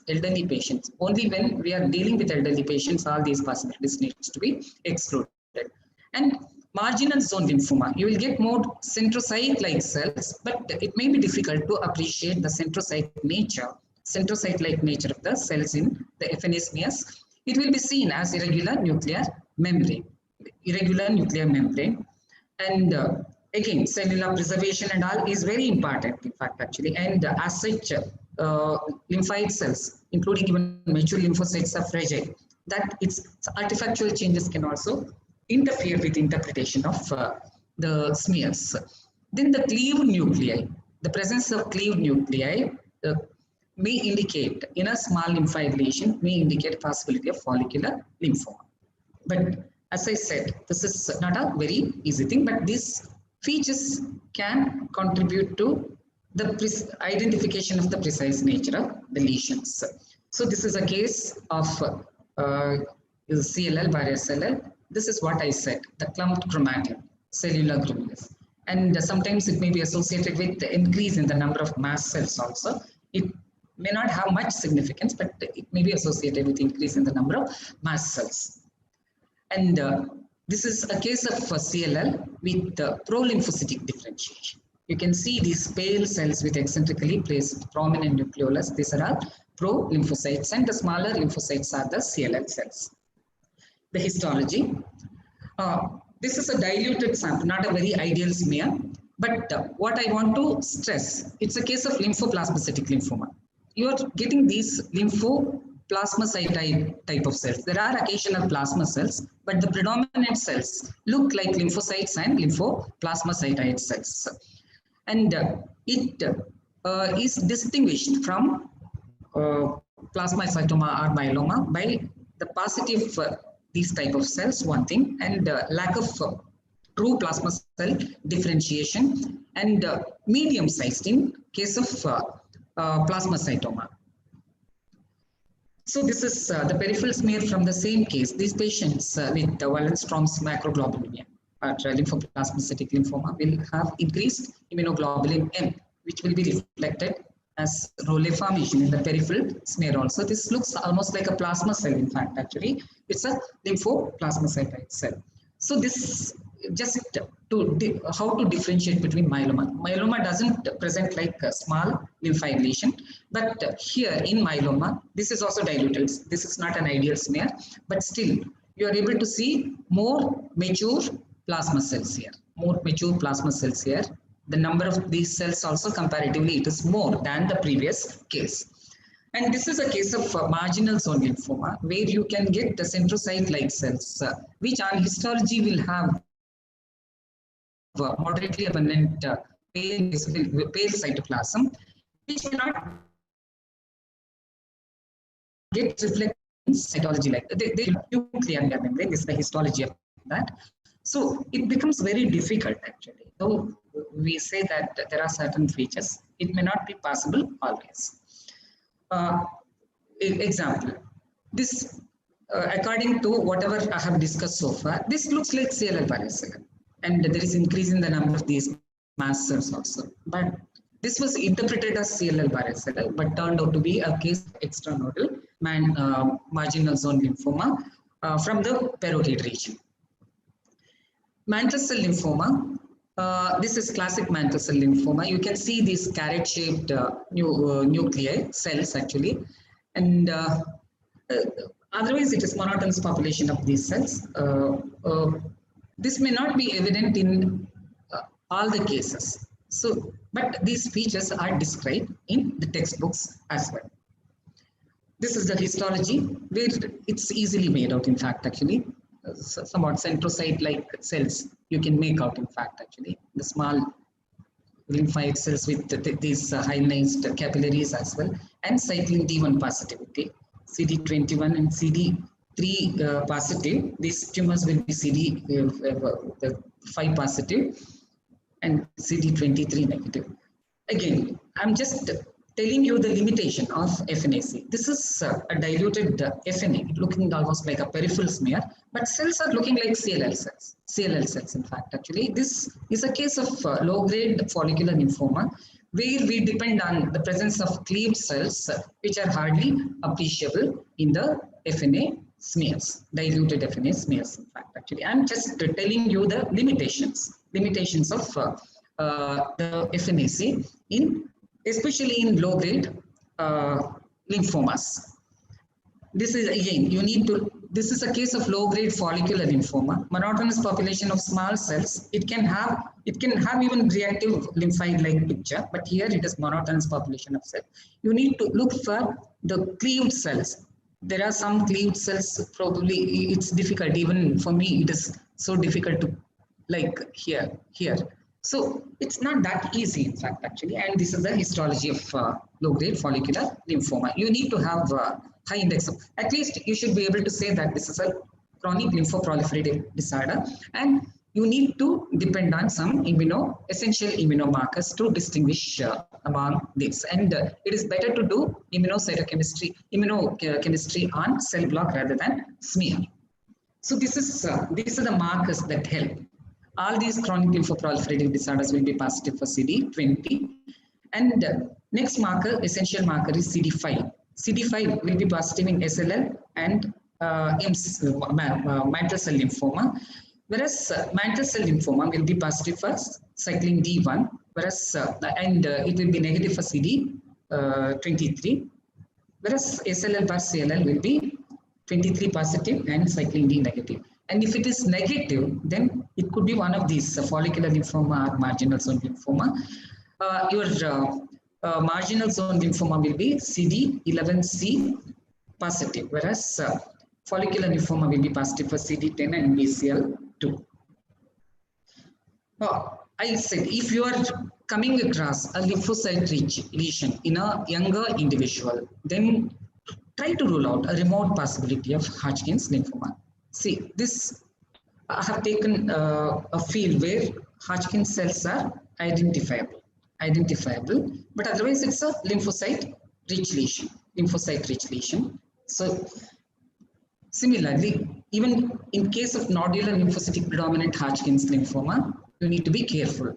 So you get popcorn type of cells which will not have very prominent nucleolus. They will have multiple tiny nucleolus, lobulated nucleus and multiple tiny nucleolus. Not a very typical one here, but the nucleoli are very small, unlike in a classic RS cells.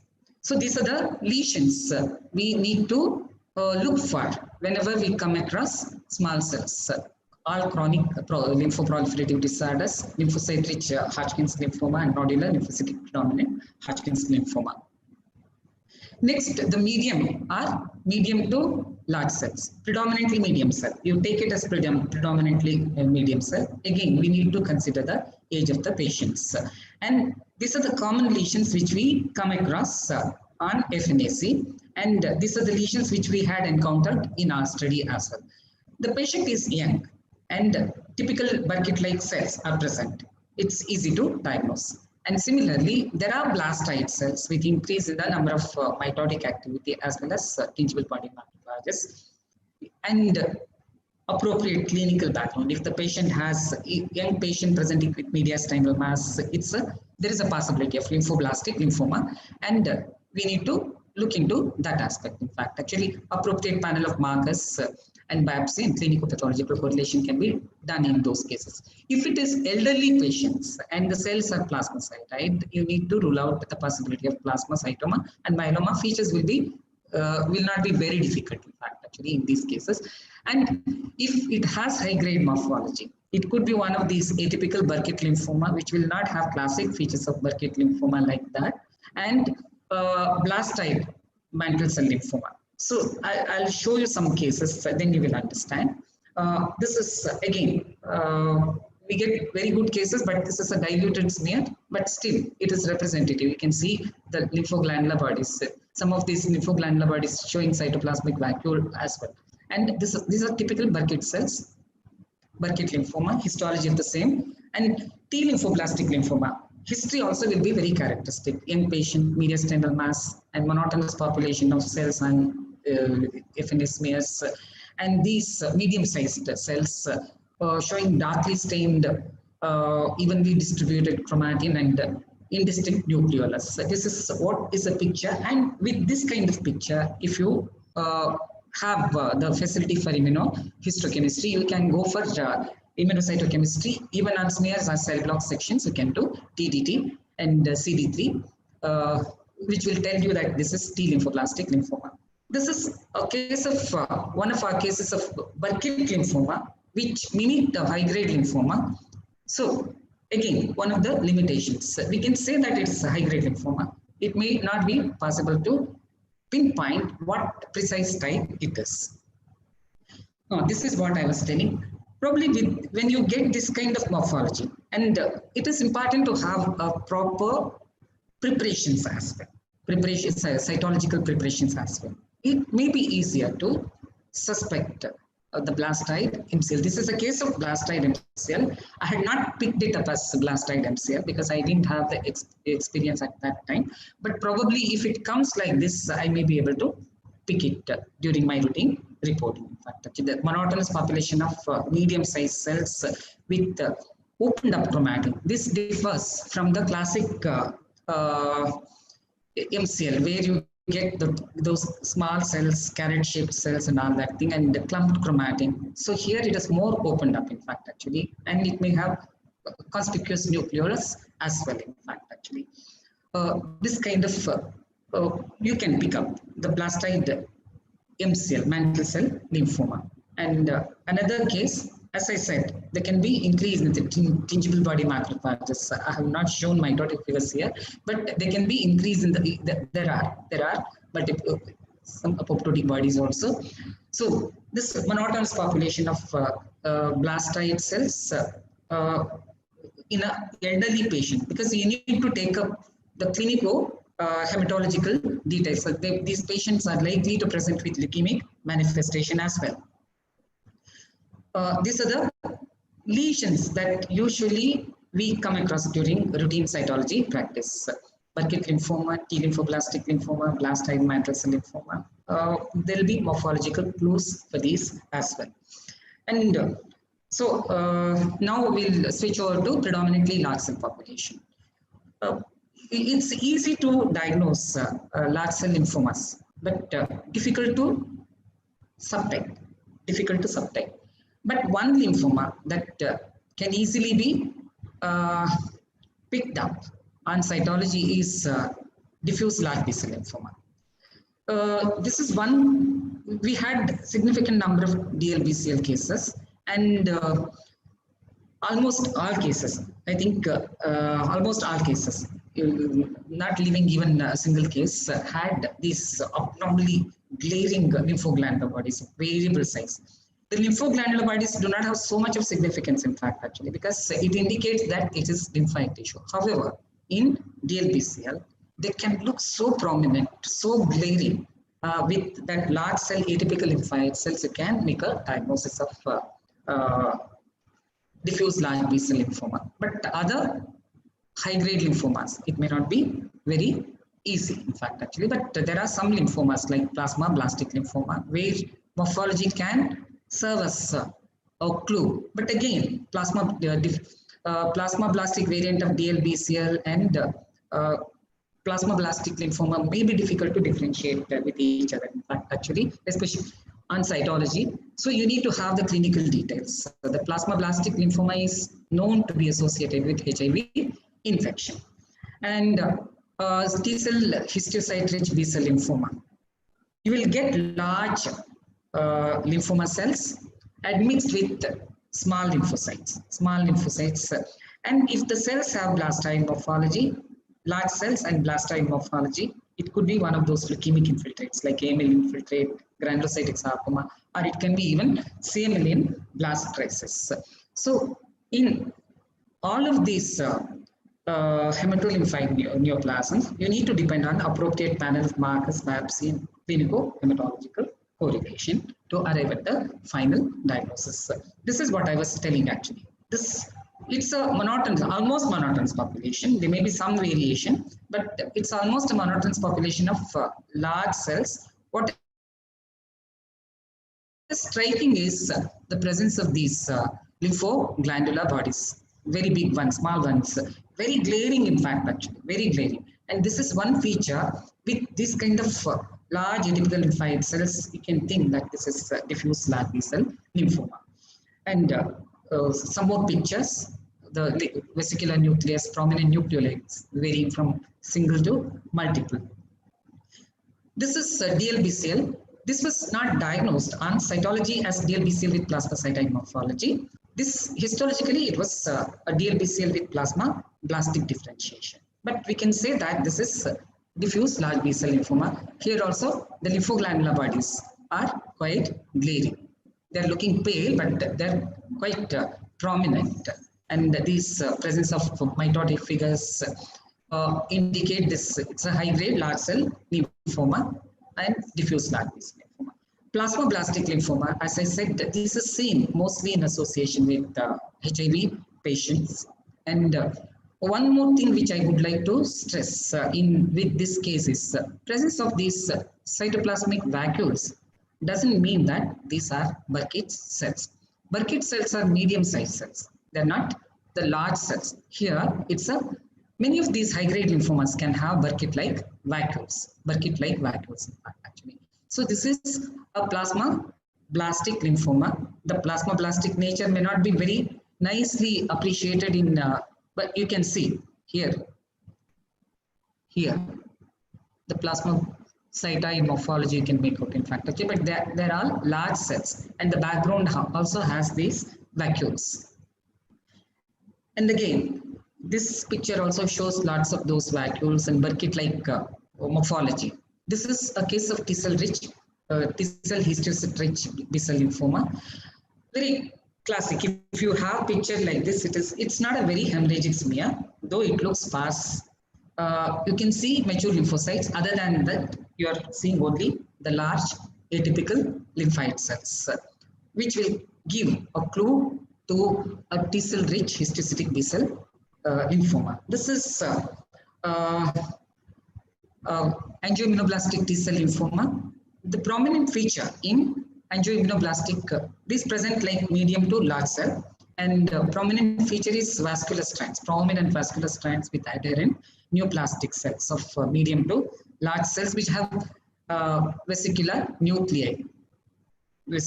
Here you can make out the cells, and this is the histology of the same thing.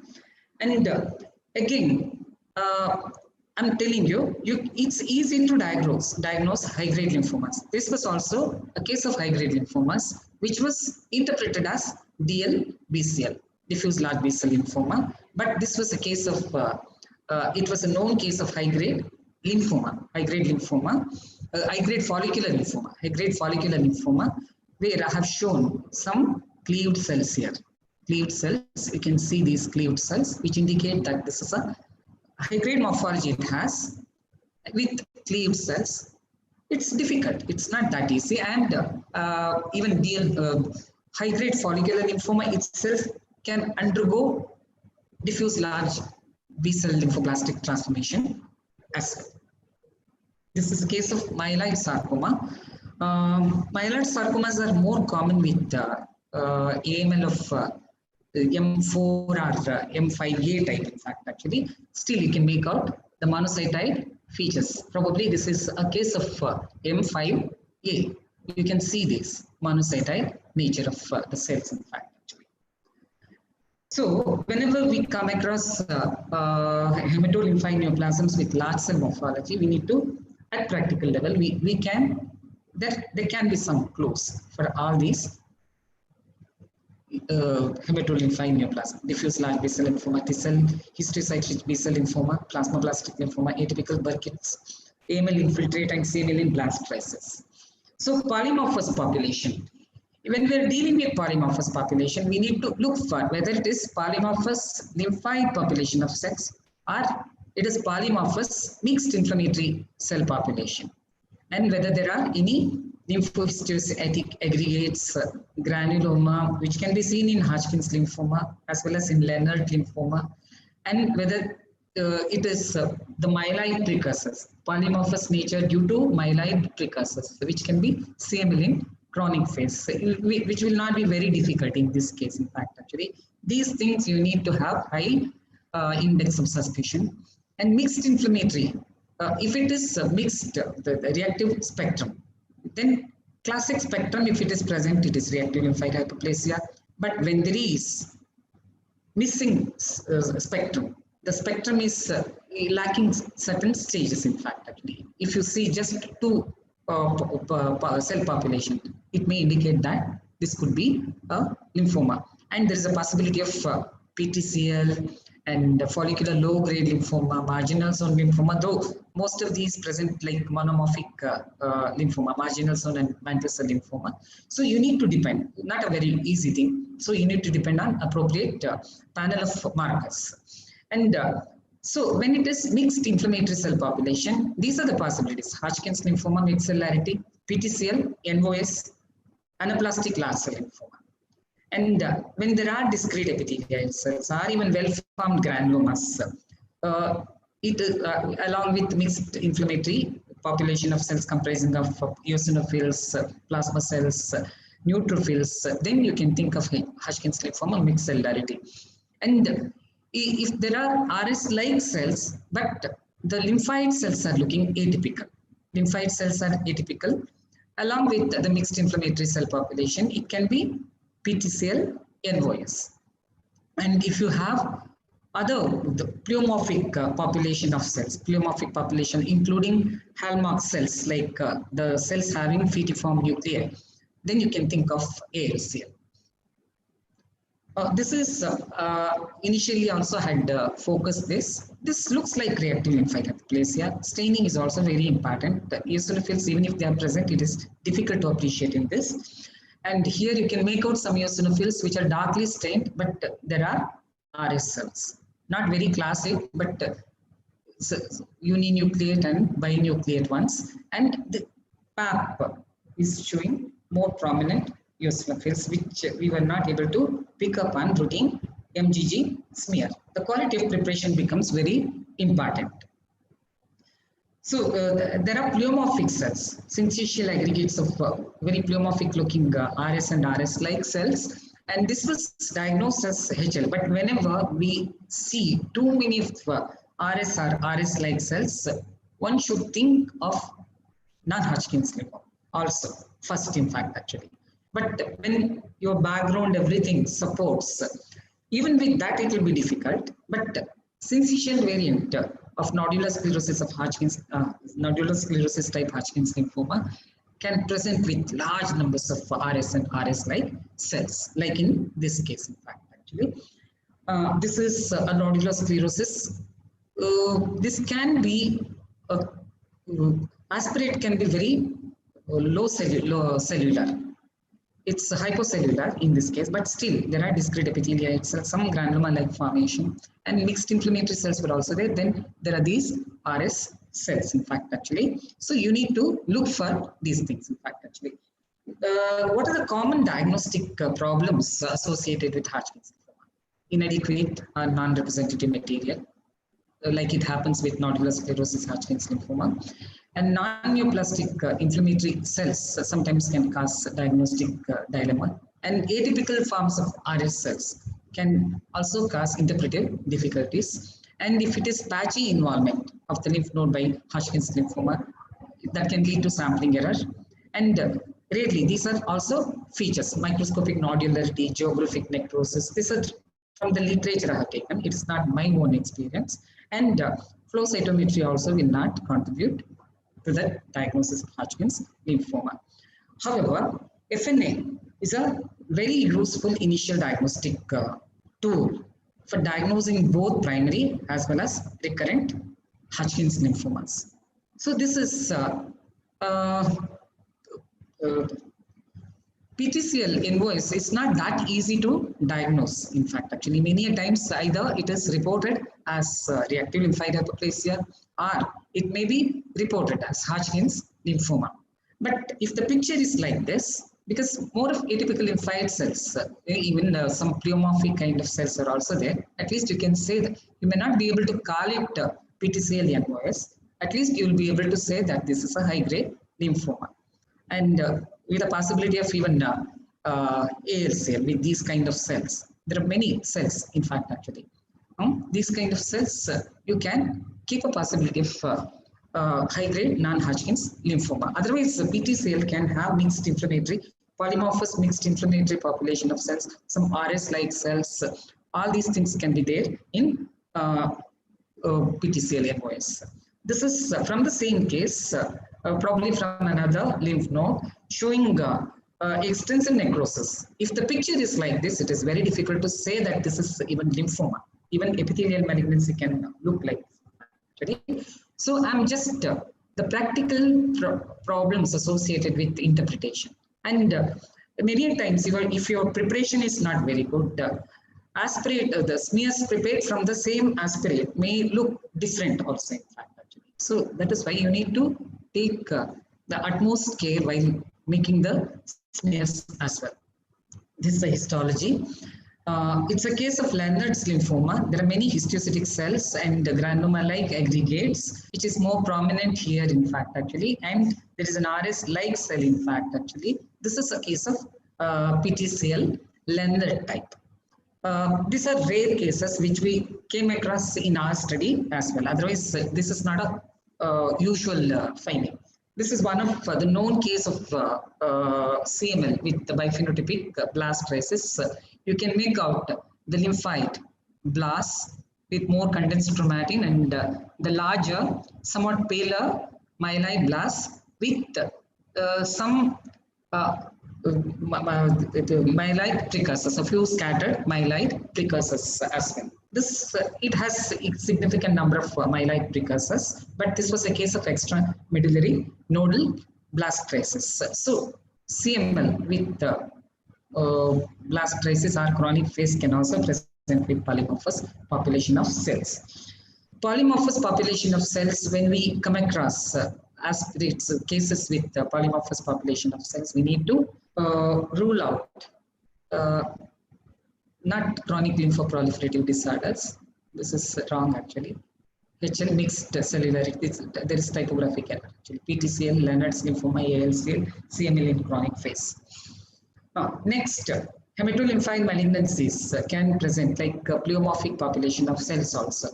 And again, these pleomorphic population of cells may be admixed with mixed inflammatory cell population, and depending on that, your differential diagnosis can also vary. In fact, actually, like whenever we have pleomorphic population of cells, there is a possibility of undifferentiated carcinoma, melanoma, and high-grade lymphoma, and even you need to keep the possibility of syncytial variant of Hodgkin's lymphoma nodular sclerosis type. We need to keep, and you need to investigate along that line. In these cases, it will be focal syncytial aggregates, in fact, actually. And if you, and as I showed you, I think I can discuss it sometime later also. So these are the things. So cytokeratin, if you're suspecting melanoma, S100 and HMB45, and LCA, in case of ALCL, it might not contribute much because it may be negative. So it may be positive or negative. So still you need to look for the hallmark cells. If the hallmark cells are present, ALCL, and of course you can go for appropriate markers like EMA, ALK1 and CD30 in such cases, in fact, actually. Plasmablastic, irrespective of whatever is the morphologic variant of diffuse large B-cell lymphoma, the lymphoglandular bodies will be very striking and can show very pleomorphic population of cells, in which case it becomes difficult to differentiate between ALCL and the pleomorphic variant of DLBCL, etc. So this is, it doesn't have a proper workup, but this is a case of lymphoma, probably ALCL, showing these undifferentiated kind of cells having very prominent nuclei, actually. And it's possible that it could be even syncytial variant of Hodgkin's lymphoma also. So, but anyway, these are the cases which have the histopathological follow-up, and there is a pleomorphic population, discrete population of pleomorphic cells. The hallmark cells are not shown here, and sometimes it may not be found in all the cases. And this is a case of ALCL, and appropriate markers can be done. Otherwise, it'll be difficult. You need to do appropriate markers. This is the histology showing varied morphology of ALCL cells. Again, when you have this is what I was telling. This, if you see only this picture, it looks like lymphoma because it's our sheet-like population of cells, in fact. Whereas here, this is, as I said, this was the only cluster. It's in fact, this looks like papillary cluster, which gave us the diagnosis, which clinched the diagnosis in this case, in fact, actually. Otherwise, if you don't examine all the smears, so make it a point to examine whatever cytologic material you have with you, whatever you're going to file, all the slides you need to examine. because all the smears were looking like this, looking like lymphoma. Whereas, and algorithmic approach also helps a lot in this. So this gave the diagnosis. In fact, it's a metastatic poorly differentiated carcinoma, and markers can be done. This was a case, it looks like lymphoma, but again, when the cells are so tightly packed, you may not be able to appreciate the lymphoglandular bodies as well, in fact, actually. And these kind of vacuoles I have shown you even in other high-grade lymphomas. This was a case of sarcoma with epithelial morphology, which turned out to be a poorly differentiated synovial sarcoma. There was a clinical suspicion of mesothelioma. That's why the mesothelial markers are also done. Otherwise, Vimentin, Pansy, everything was positive in this case. And if amelonotic melanomas is another tumor that can present with marked pleomorphism, like in this case. But if it is like this, you will not have much problem. But this also had lots of plasma cytoid cells, almost mimicking places myeloma kind of thing, in fact, actually. But anyway, this you will not have much problem. There will be other features like intranuclear inclusions and all those things, and rare cells may show even melanin pigment. But if the picture is like this, it's sheets of these high-grade lymphoma-like cells, and there are large numbers of these tingible body macrophages as well. And it looks like a high-grade lymphoma. Only thing, this was a case of, it was a known case of melanoma presented with inguinal lymphadenopathy. So naturally, we tend to get the markers done, immunocytochemistry done, which has shown here, in fact, actually, a centric and melania positivity. So when we come across aspirates that show pleomorphic population of cells, these are the possibilities we need to keep in mind. ALCL, anaplastic DLBCL, plasmablastic lymphoma, non-hematolymphoid undifferentiated malignant neoplasms like sarcomas with epithelial morphology, melanomas, and these are the tumors and undifferentiated carcinomas. So I don't think I need to, because I have been repeating this. So these are the diagnostic difficulties are similar to what others have encountered. And we performed ICC, but somehow it was not contributing in some of our cases because of technical errors and background staining. However, it was useful in cases of undifferentiated malignancies to distinguish among the lymphoma, carcinoma, melanoma, and sarcoma, one thing. And sometimes it was useful even in differentiating T cell and B cell lymphoma. The problem is when majority of the T cells take up positivity, it becomes difficult. When majority of the, like more than 90% of the cell population is B cell, highlighted by CD20, then probably it is easy to call it B cell lymphoma rather than when it is diffuse T cell population, mature lymphocyte-like cells, but showing this, that can cause problem actually. And often it was difficult to distinguish between even lymphoma versus reactive lymphadenopathy with immunocytochemistry. But this is one case where it is contributing to the accurate diagnosis. Like we have done CD3 and CD20. I think this is routinely we can do this. And if we can do it on cell block, it will be better rather than on smears, so that we can avoid the background staining. See these scattered T cells, and they're small, so they're not looking neoplastic also, scattered. But the large cell population, this is all negative here, but here the large cell population, even lymphoglandular bodies and all will be there. So that background also will take up that the CD20 positivity, which is a case of B cell lymphoma. Here, this is a technical error where no staining has occurred. So as I said, it helped us in distinguishing, in arriving at the diagnosis in cases of undifferentiated malignancies. So we have done ICC on one of these ascitic fluid samples in a suspected case of gastrointestinal lymphoma, and morphology was very classic of Burkitt and we did CD20, CD3, and proliferation markers also. The CD20, morphologically it was looking like Burkitt, so we went for even proliferation markers. It's diffusely positive, and scattered T cells only are positive, which indicates that this is B-cell lymphoma, and Burkitt morphology is saying that this is Burkitt's only, and there is high proliferative activity.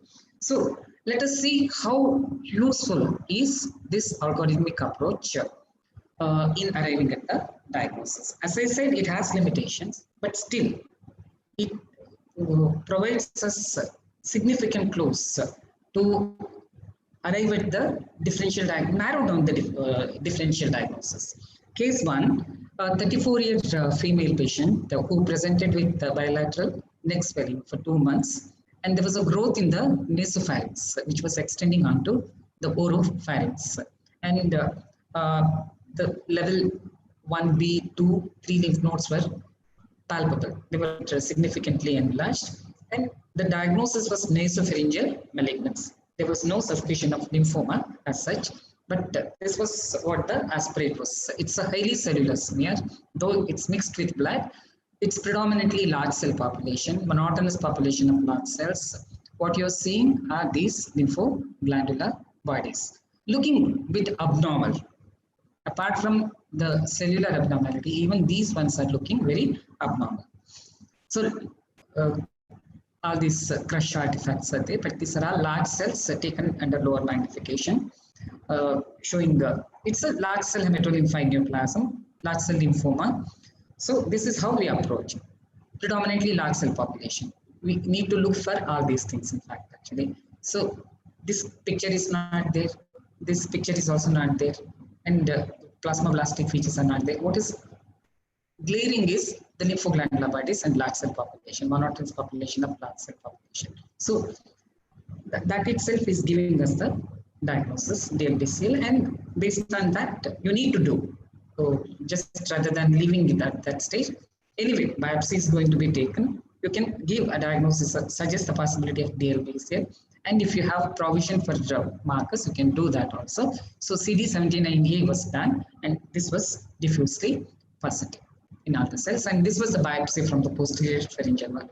I would like to stress the role of cytology. Cytology is giving easy clue about the lymphoma in this case as compared to your histopathology, because in this, it can be even epithelial malignancy. Anyway, markers were done, and CK and all were negative, and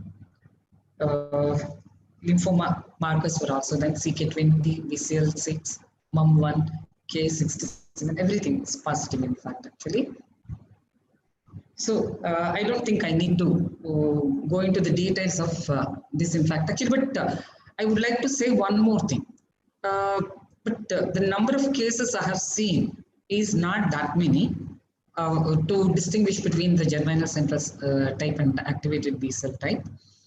The germinal centers B cell type, which carries a better prognosis, tends to present with the more monotonous population of large cells, whereas activated B cells will have more pleomorphism. Cytologically, DLBCL can show centroblastic morphology, immunoblastic morphology, plasmablastic or anaplastic morphology.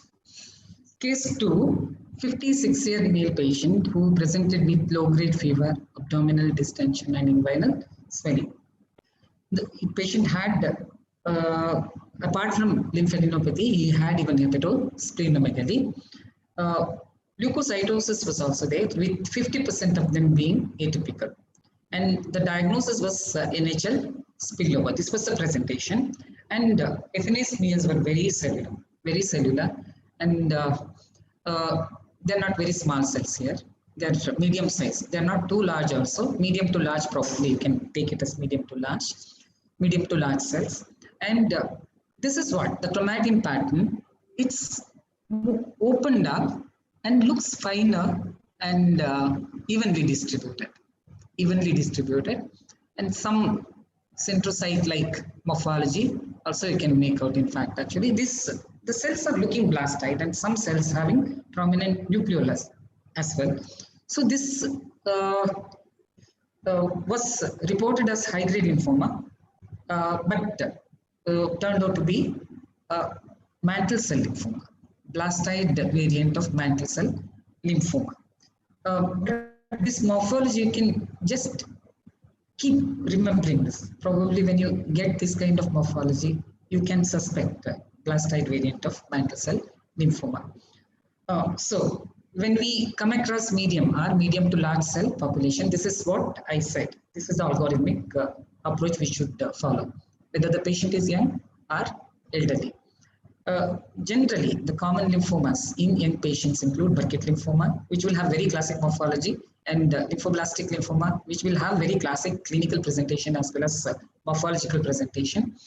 But if it is elderly patient, then there are possibilities of these ones: plasmacytoma, myeloma, atypical Burkitt lymphoma, and blastoid MCL.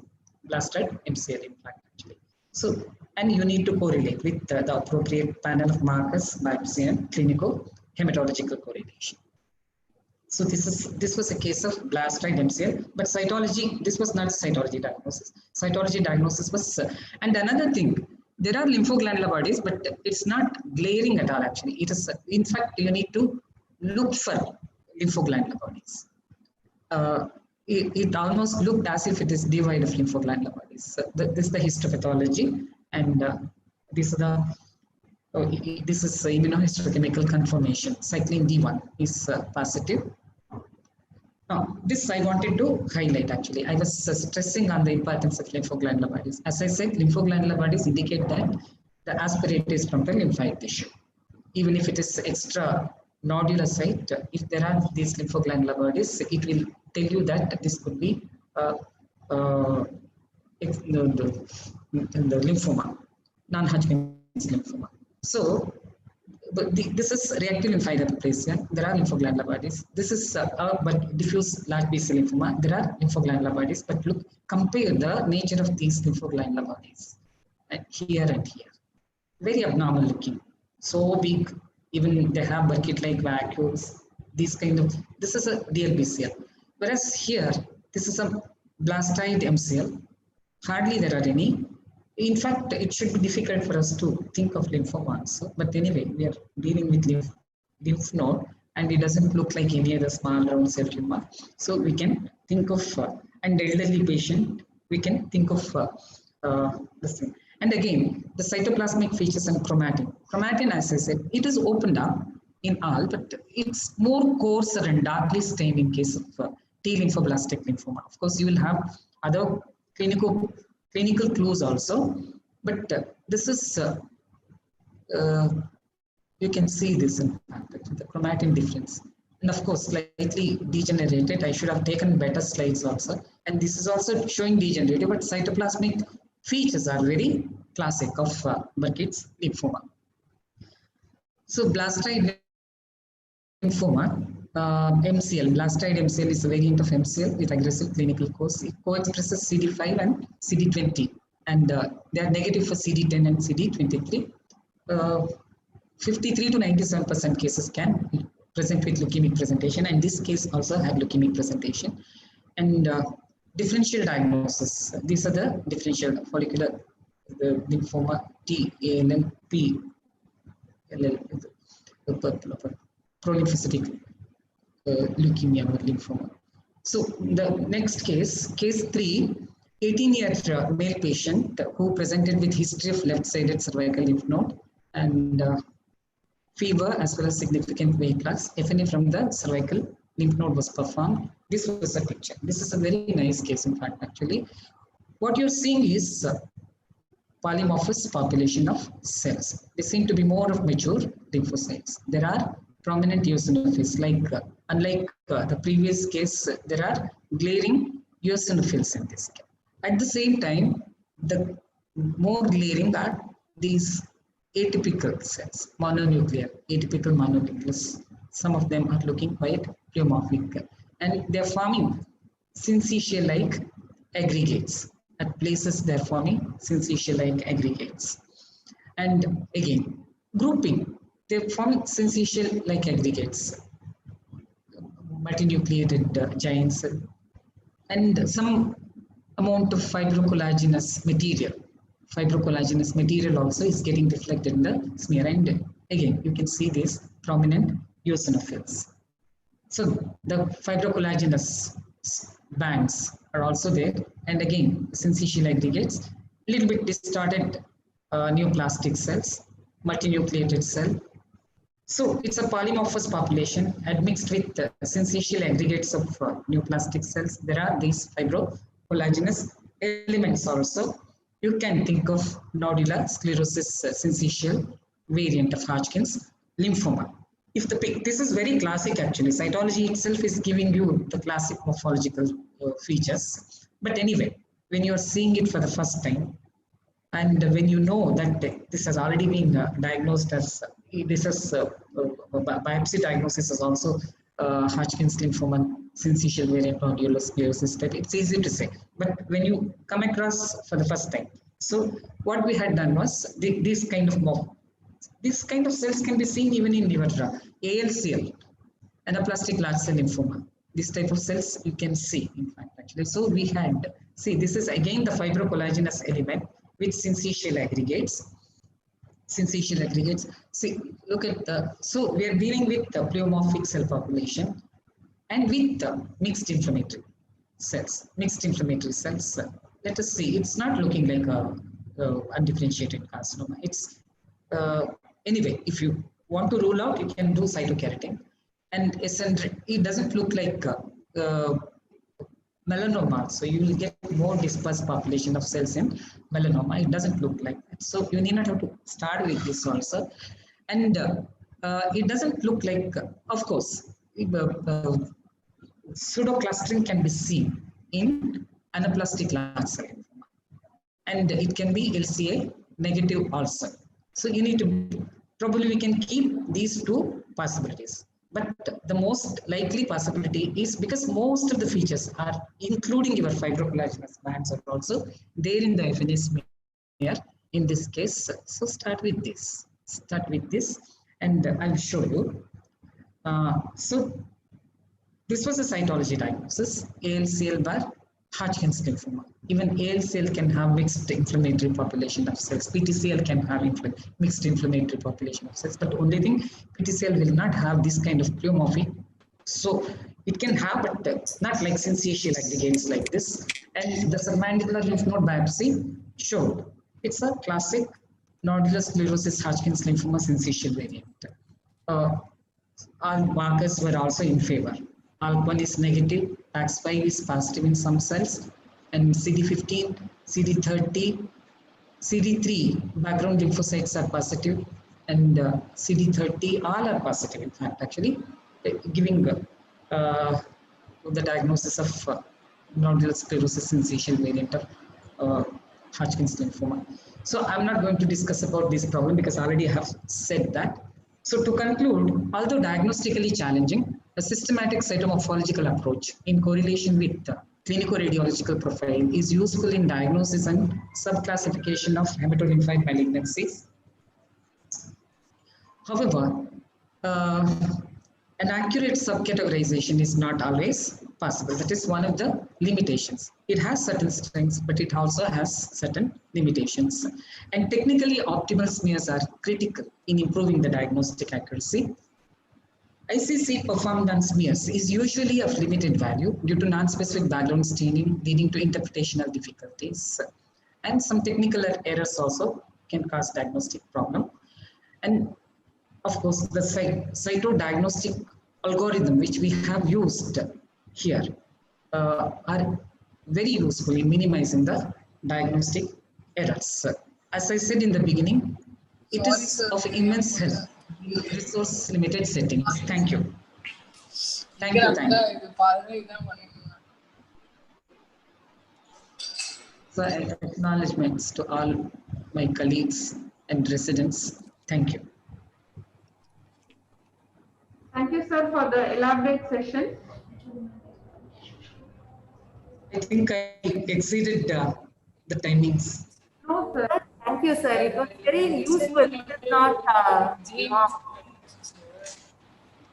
Thank you so much. Thank you so much. It was a very useful presentation, sir. Thank you so much. Any queries anybody wants to ask? GMS தான் தெரியுது ஹெச்என்இ ஒண்ணுமே தெரியல அப்படின்னு சொல்லிட்டு அவங்க வந்து வெறும் GMS தான் ஆனா சார்ட்ட ஹெச்என்இ இல்ல இது ரெண்டு சார் கொடுத்தது இது நல்லா இருக்கு அப்படின்னாரு ஹெச்என்இ மட்டும் ஒரு 4 Participants, any queries?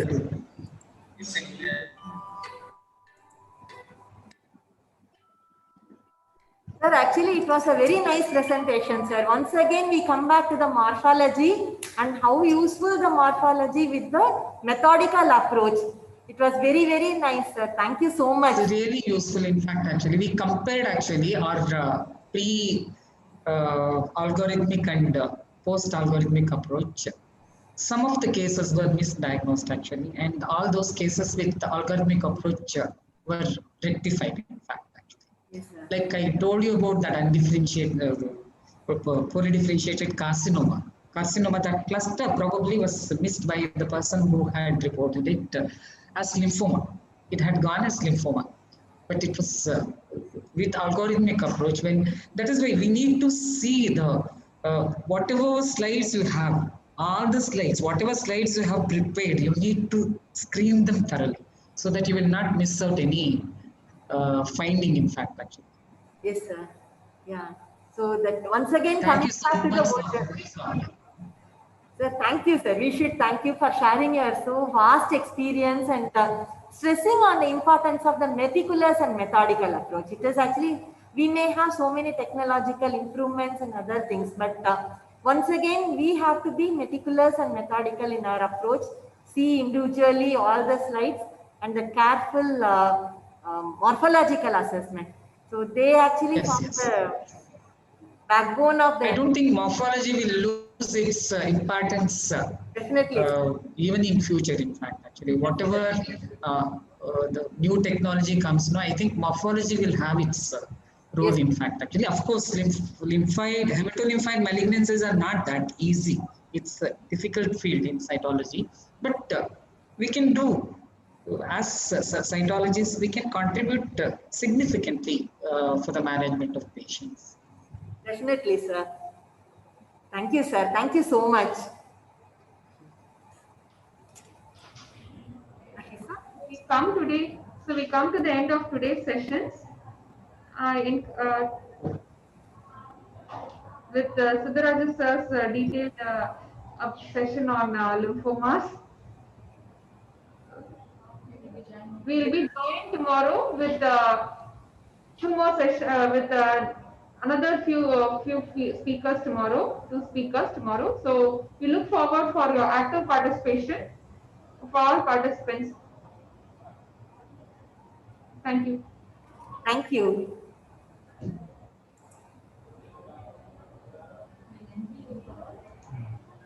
So we'll be ending the meeting for all. So tomorrow also we'll be starting at 11 a.m. to the session will go on till 1 p.m. Thank you.